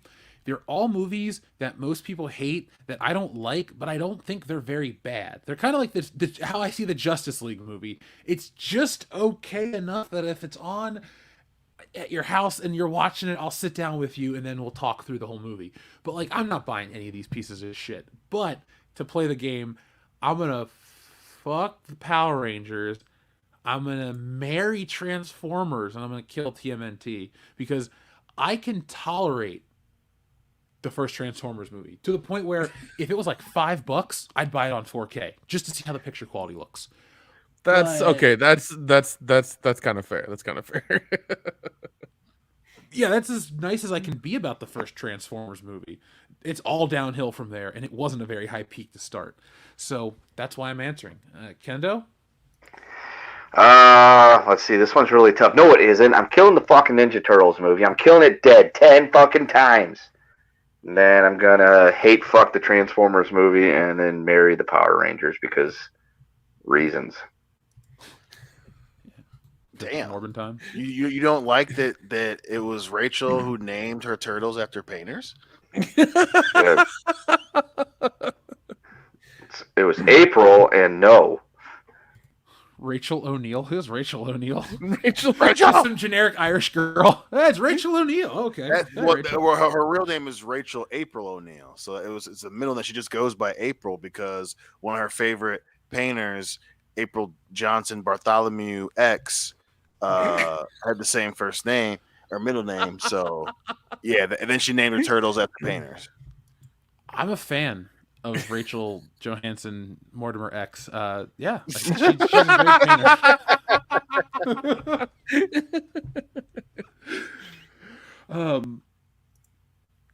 Let's see what's up with the audience, man. So, thank you very much for the that as well, Savior to God. John Ghost gives us a super chat sticker of a thumbs up pair. Thank you very much, John. Xavier to God is back again. He says, "Have you guys seen James Bond versus Austin Powers in ERP?" Yep, I have not. That's a fucking hilarious video. Epic Rap Battles. Yeah, Epic Rap Battles. Oh. Okay, yeah, that's what I thought it was. No, I haven't. Oh. I haven't seen that one. I might have seen it back in the day because it's from 2016. So they did a really good job casting Tom Cruise to play Austin Powers in the opening to Goldmember because the guy playing Austin Tom Powers Cruise in might Epic be Rap fucking Battle. weird, but the dude's got a sense of humor, and it's like He God does. damn. I mean, what is it? Fucking Ted Grossman from Tropic Thunder. Yeah, Lex Grossman. Lex Grossman. Yeah, Lex Grossman. Yeah. Oh God. Ted Grossman. See, I want to see that. That's his brother who has a successful real estate company, but he's not as big as Les, as Big Brother. Yeah, when I think Tom Cruise, my brain doesn't go to crazy Scientology anymore. He has done a really great job of just continually making entertaining movies since whatever was that 2004, 2005, to the point where it's like, yeah, I still remember you jumping on a couch, but that's like the 15th most relevant thing you've done recently. It's like, all right, Top Gun 2 is a game changer. All the Mission Impossible since Part 4 have been great. Dude, they've been, yeah. He's really like, I hate to say it, but like James Bond's gone down and Mission Impossible's gone up for me because they're easily. They're like they've got the fun aspect. They've got the gadget aspect on there. I mean, if they would get, I mean, they even have the women. The women are pretty hot too. So yeah. And don't they get got me it wrong, all, really. Still fuck Scientology. And like, if I ever like, talk to Tom Cruise, I'd be like, yeah, you probably should leave that shit, dude. But it's like, God damn it, does he make good movies except The Mummy? Yeah, he's like he's not only like the last great movie star, he's like the last great action star too. Yeah, that's true. I agree. Yeah, I love how he has a fucking epilogue in the beginning of Top Gun. He's like, yeah, we did everything practically. Hope you guys enjoy it. I was like, all right. Yeah, that was awesome when it popped up and it's like Tom Cruise talking to me because he made it feel like he was talking to me personally because there was eye contact with the camera and sincerity. But then again, he's a Scientologist, so he's probably learned how to fake that shit. But that's not the point. The point is, he came on and he said, we made this movie for you, the fan. We use practical effects. Those are real F-18s flying. We did this for you, and we want you to enjoy this movie. I'm like, I feel comforted and I feel better, and I think this is going to be great. And then you know what happens after that? the fucking bell thing sounds, and here we go. It's the opening credits to Top Gun, but in Top Gun 2, it's not Tomcats, it's Hornets, but it's all the same shit, same font, same everything. And I said, I'm so happy. It even had the same little weapons fighter school crawl thing at the beginning of it too, and then just went straight into boom, Top Gun Maverick. I'm like, they made this for me. I'm so happy. You know what would make the world a better place, but I don't expect it to happen? If Beverly Hills Cop 4 is somehow as good as Top Gun Maverick is going to be, or however good it is, like, that's what I'm hoping for. Because it's like, hey, all these great properties get revived, except the ones I like. Like, Star Wars, fuck you, Jeff. Indiana Jones, Bond, no. Spider-Man, it's going to take a minute to get decent. It's like, hey, God. Top Gun, a movie you kind of like, is great. Cool. That's a win for us, but, like, come on. I hope that happens for you. Yeah, I hope that happens for you. I sincerely hope that. Yeah, I do too. Because then you can feel like I did after I saw Top Gun, where I finally found the fulfillment and happiness and meaning in my life. It's the greatest thing that's ever happened to me, especially this year. Wait, hold on. So seeing Top Gun 2 did that for you. Not anything else is here. Just that. No. I mean, I can't think of anything. It's good to know what your priorities like, Kendo. Oh, man. So let's where were we at here? Let's see. Thank you to here we go. We're on Darian 217. Yeah, he says, you mean the new audience that's never once shown up for Ghostbusters 2016? New Star Wars audience, new Star Trek audience, new Charlie's Angels, the Twitter-like retweet warriors, Joe Rogan Stormtrooper, over. Darian 217, you are right. Those are prime examples of relevant IPs that the audience didn't show up for, and Kendo's Phantom audience. That's what we're going to start referring to each week now, the Phantom audience. The people they're going to be sold a movie that are never going to show up because they don't exist. That's the Phantom audience, folks. But Ghostbusters 2016, we were all bigots, right? We were all sexist assholes.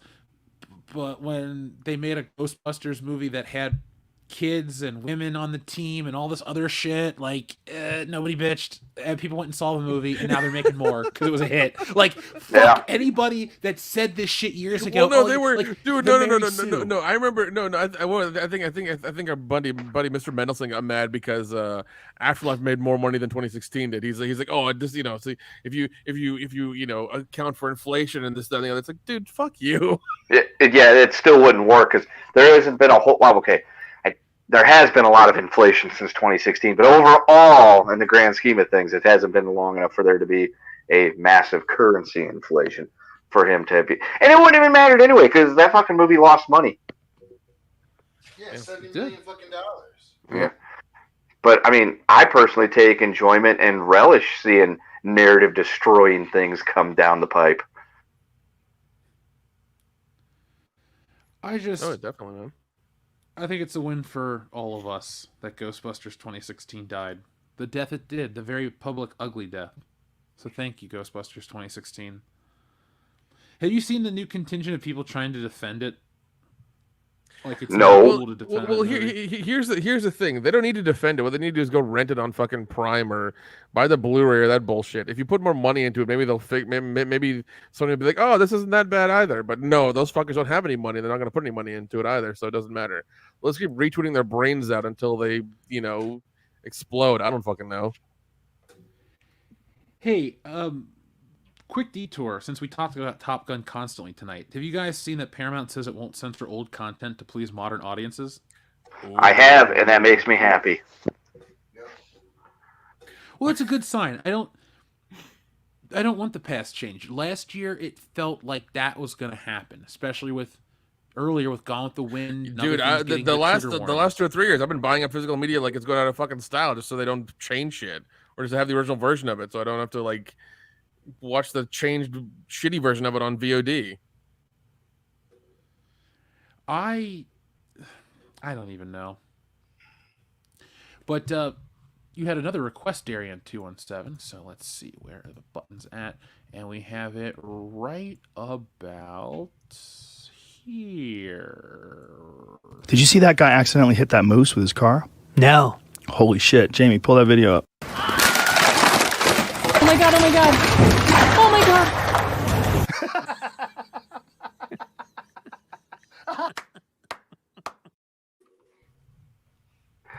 If only you could superimpose Jeff Jarrett fucking hitting him with the guitar that knocks him down the stairs. That would be the perfect ever thing.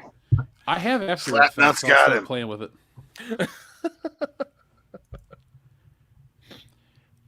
Let's see. TLJ Screwjob, thank you very much. He says, can we get a diversity hire request for a flyby over? Negative, Ghost Rider. The pattern is full. Oh. SH Rebels 08 says how Stella got her fanny back. I'm glad she wouldn't be happy without it. Listen, if you saw that movie, Stella had one hell of a fanny. I'm just saying. Wait, which side are we talking about? Are we talking about our side of the ocean fanny or their side of the ocean fanny? Our side of the ocean fanny. Ah, okay. I prefer to talk about the other side of the ocean fanny because Yeah, it's way better. No. That Yeah. I understand. That I understand. But we're talking about, well, Stella got her fanny back is a American movie. That's what I was going with. So. Yeah, well, what if it's like a movie about how Stella, transitioned and then transitioned back, and that's how she got her fanny back? That sounds like an Oscar winner waiting to happen. If we make it, Does we're it the really? right diverse Is makeup. it really an Oscar winner, Jeff? Look it. Of course, the fucking originality's out the fucking window anyway. This town's burning apparently, so let's just try to make something really stupid and see if they buy it.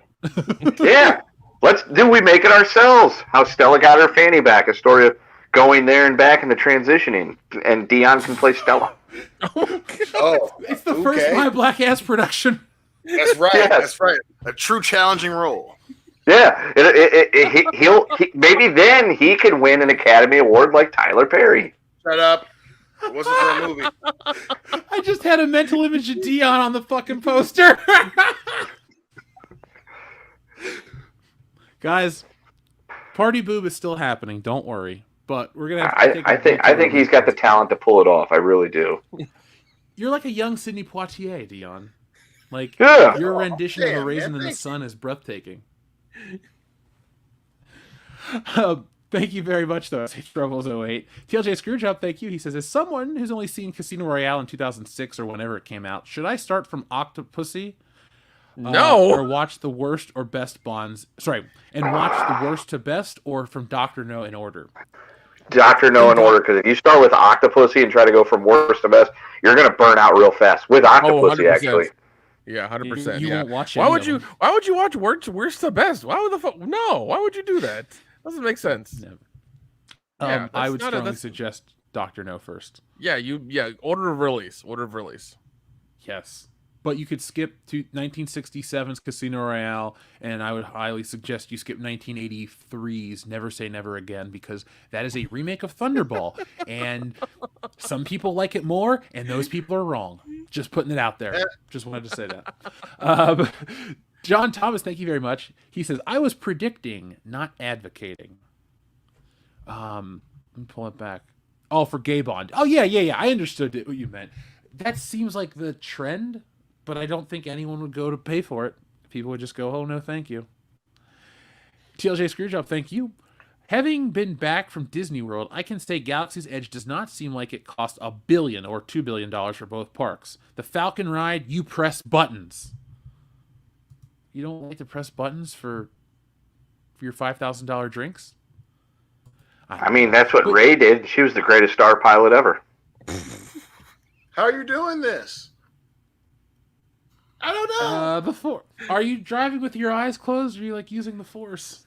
I think that might be my favorite Beverly Hills Cop 2 line. Don't worry, I know that guy. He's a jerk. Dude. God damn it! I'm gonna go watch a movie later now. Shit. I would if I had time. I gotta be up at 5. Well, you have the 4K, the 4K release of it, so you can go watch it. And the Laserdisc, and the Betamax, and the DVD, and the VHS release from 1988. Like, yeah, I got every fucking one, dude. I love that movie. I know, Jeff. I know. And the soundtracks. Oh man. Oh, that's what pissed me off about Stranger Things season 4. They had a Beverly Hills Cop full cardboard stand-up, and I could have bought that a couple years ago on eBay, but it was really expensive, and I really want it because you saw it in the show. It's that full-size Axel Foley that just sits there, and I'm like, God damn it, I should have bought it. Because like that's the shit I'm into collecting. Like, I want a Beverly Hills Cop room. It's just gonna be that same image on 1,000 things, but that's what I want. But Like, are you going to have the hear your teeth being close together when you said, "God damn it, I should have bought it." I can fucking see. I can see your face when you saw. I'm like, yeah, he's not bullshitting with that. That's not a bit. He legitimately thought that. Would you? But here's the thing. Would you in that room of Beverly Hills Cop? Would you get a turtle aquarium with Big Al in it? You'd have to. I don't know. I'm not a Billy Rosewood fanatic, so he's just part of the package. Like, we love Billy, but we ain't gonna get a bunch of Billy stuff. No, I'm gonna get like a Rambo poster, or maybe a fucking duster. And then like one of those knives. That's good enough. And, like, that's good enough. In a half a stick of gum, and that's about the best I can do you for Billy Rosewood. And then we're good. No shrimp salad sandwiches for you. Ooh, but the cold poached salmon and dill sauce sounds tasty for tonight. It does. How about a $7 Coke? How about that? You know what I could do with $7? Buy a Coke.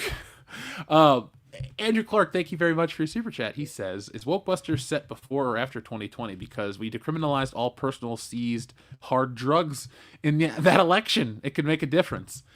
Yes, Wokebusters takes place in 2022.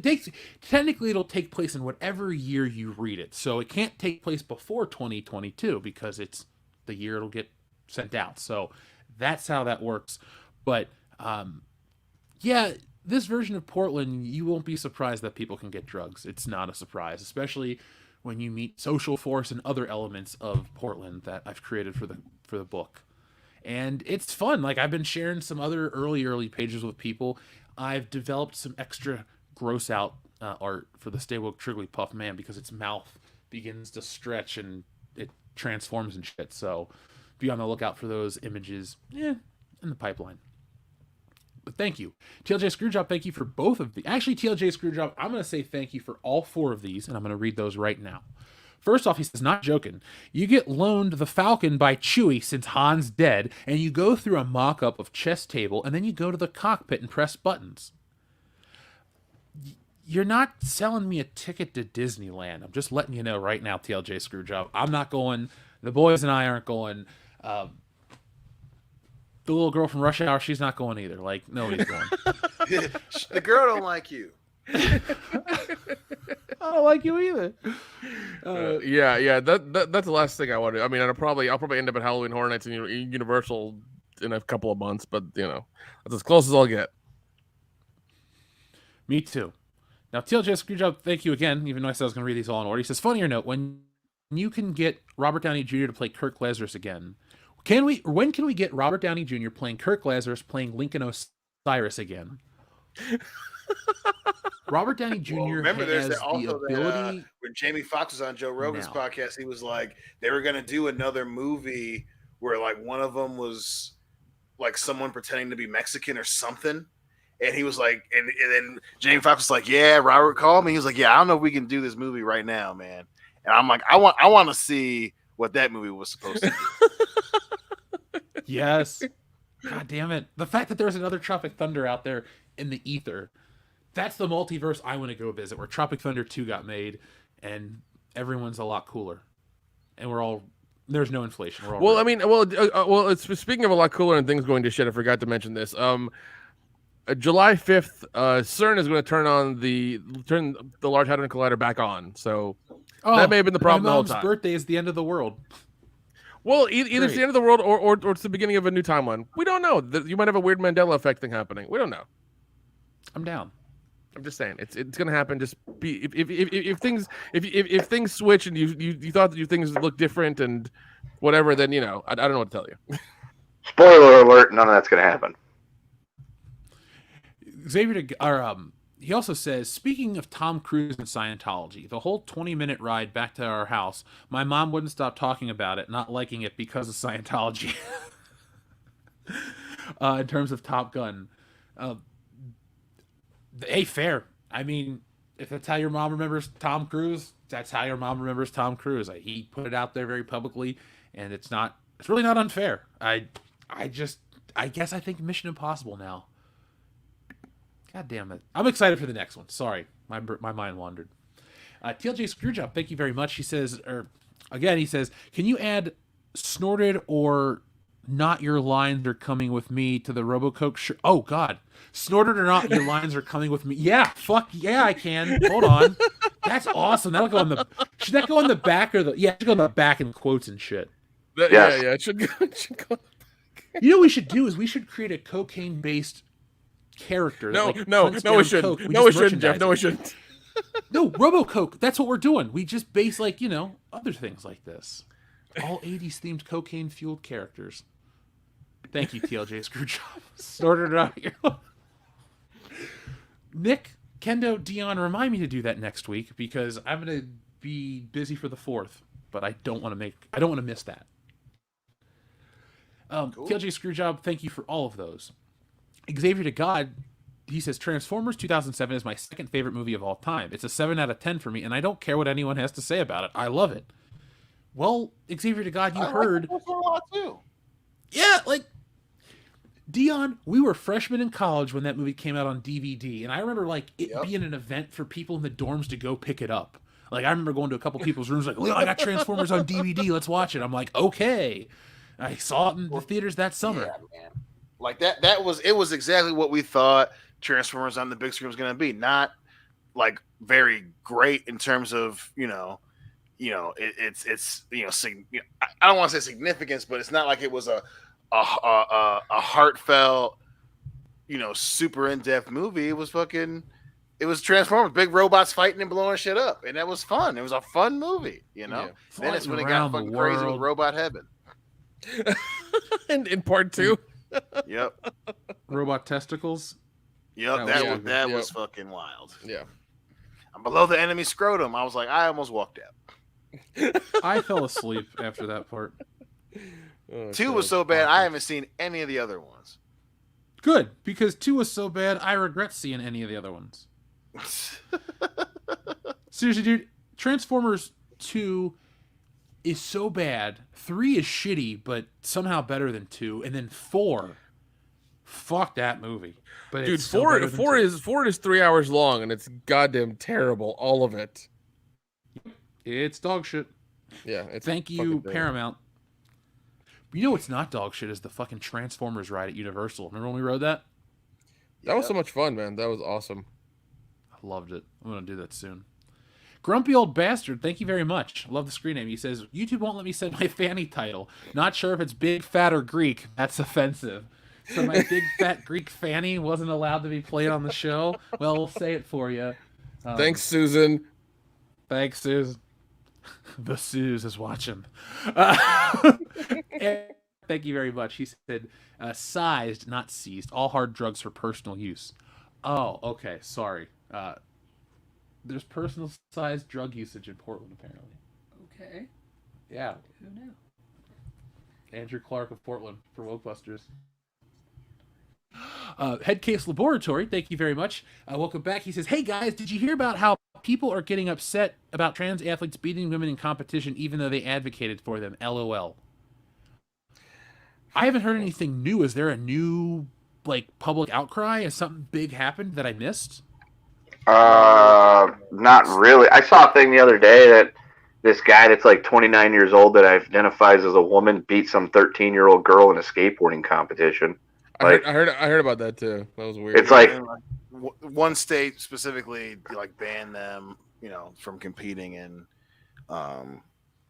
certain sports. So that's kind of a big deal that went down.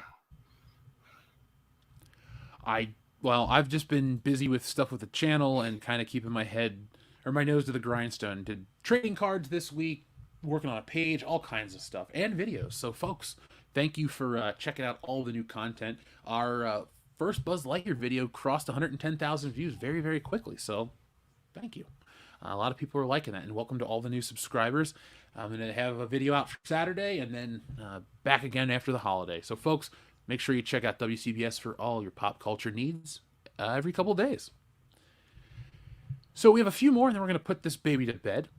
Let's see where we were. Thank you, Head Case Laboratory. Dr. Coffin Nails, thank you very much. He says, Moonraker is better than Thunderball and Never Say Never combined. No, it's just better than Never Say Never. Again. But never say that again, Dr. Coffin Nails, or else we're going to have fighting words. All right, not really. I respect you as a friend, and thank you for your comic. I still have it, so thumbs up to you, my friend. Andrew Clark has a question. Snowflame versus RoboCoke. Who wins? Snowflame versus RoboCoke. RoboCoke wins because cocaine's a hell of a drug. Yeah. He's a cocaine-fueled robot. Yeah.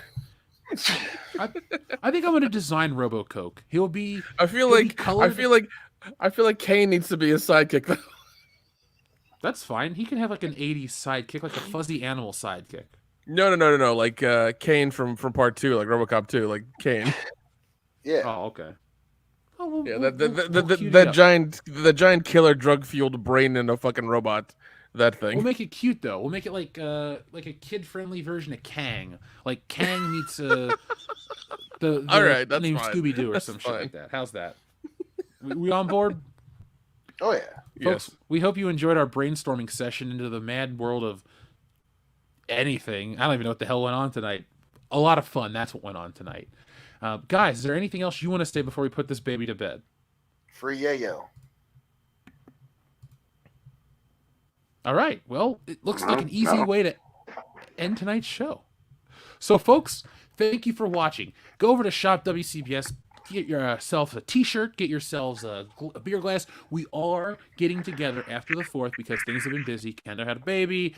Life happens. We've been burning the candle at both ends in some cases, but we're finally going to get together right after the 4th. We're going to have a big WCBS powwow, and we're going to know the rest of the year for the channel. So we're not going to give you everything up front. Why would we ruin the fun? That's the excitement of coming back each and every week.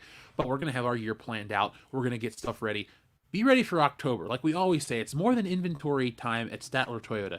WCBS and October, they go hand in hand. And this year, we're going to do it up right, and we're going to start early, as in soon. So, folks, be emailing us. Tell us your ideas, things you'd like to see this October, and message us on Patreon and tell us things you'd like to see too. Remember, you guys have access to us directly, and we will make stuff that you guys want. All you got to do is join us over there and tell us what you're interested in because, we're here for you guys. What up, Ben Parker? Thanks for joining us tonight. Andrew Clark says, but Snowflame is a cocaine-powered supervillain. That is true, Andrew Clark, but remember, Snowflame is dead in the comic book, and RoboCoke is a robot, and he will win because he's a robot, and they already killed the other guy. And we're writing the story, so we want RoboCoke to win so we can sell RoboCoke, the animated series, on Fox next season. And then we're going to get the fucking cereal, and then we're going to get the color forms and the lunch boxes. Wait, hold on. Is RoboCoke still just going to be Frosted Flakes? It could be. TLJ Screwjob, thank you very much. Missed this one. He says, oh, how about in Wokebusters the movie, Dion, Nick, and Kendo morph into a Mega Jeff sword and fight this Triggly Woke ma'am? That'd be, well, what we turn into Station? Station! Well, the monster's giant, and we do fight the monster. You got to read the comic to see how the story goes down. But Portland has their own superhero team called Social Force, and you have to say it with an exclamation point because they're that serious. Imagine if Al Gore from South Park was their PR manager. They're super serial guys, and they're Social Force.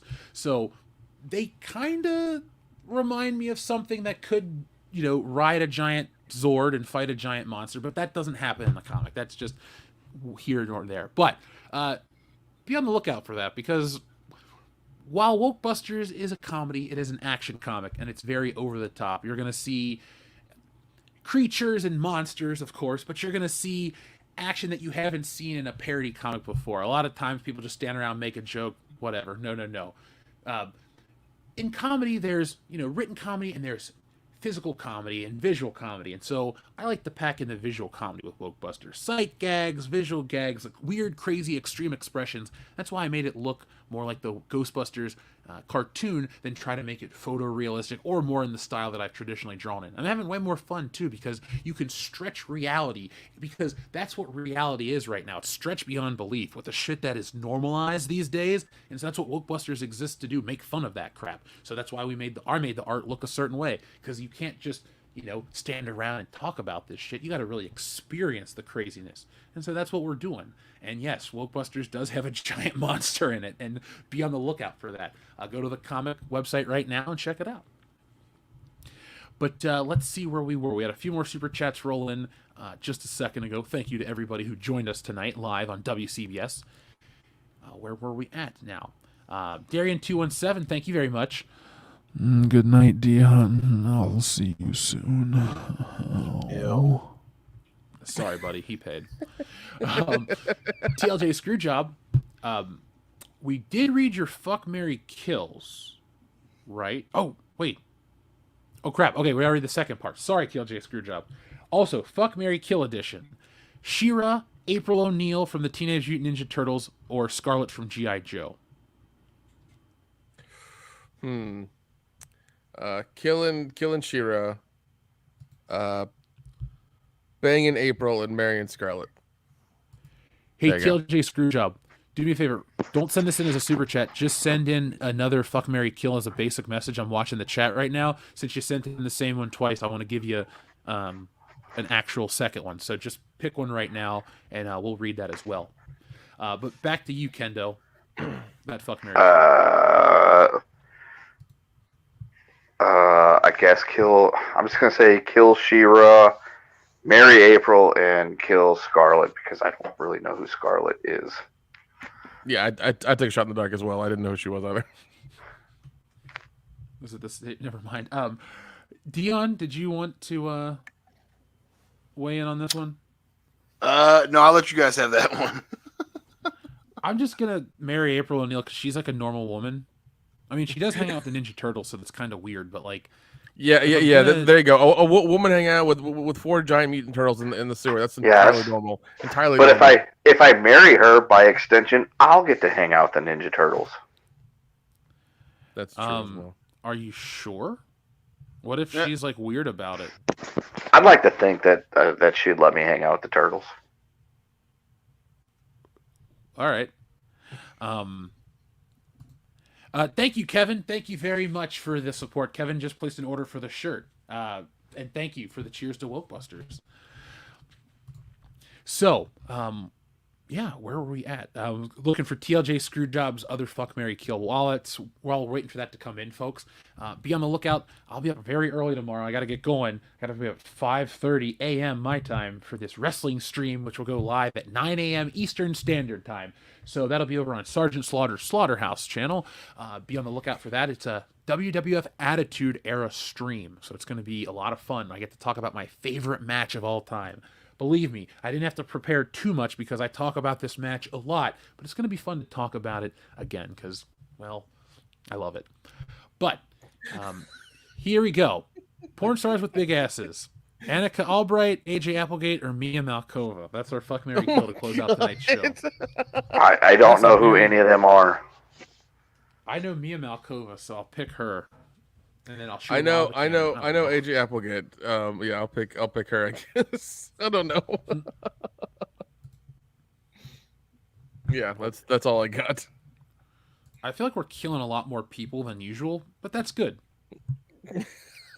Population, I know, there's no joke there. Be excellent to each other, folks. Look, the world's crazy. Everything's... Yeah, you know what? The world's a crazy place, but here at World Class Bullshitters, there's some sanity to be found each and every Thursday night. So join us. Have some fun with us. Have some of that sanity. And we'll see where we are next week with the world. Maybe the world will melt. Maybe we'll actually find out that it's hollow. Maybe it was flat. Maybe the dinosaurs invaded. Or maybe we all died 10 years ago, and this is a fever dream of Robo Kendo in the year 3535. Who knows? Anything's possible on World Class Bullshitters. But folks, thank you for watching. Be smart. Be safe, be cool, but always be excellent to each other. .com. Over. Nice shooting, son. What's your name? My name is Jeff.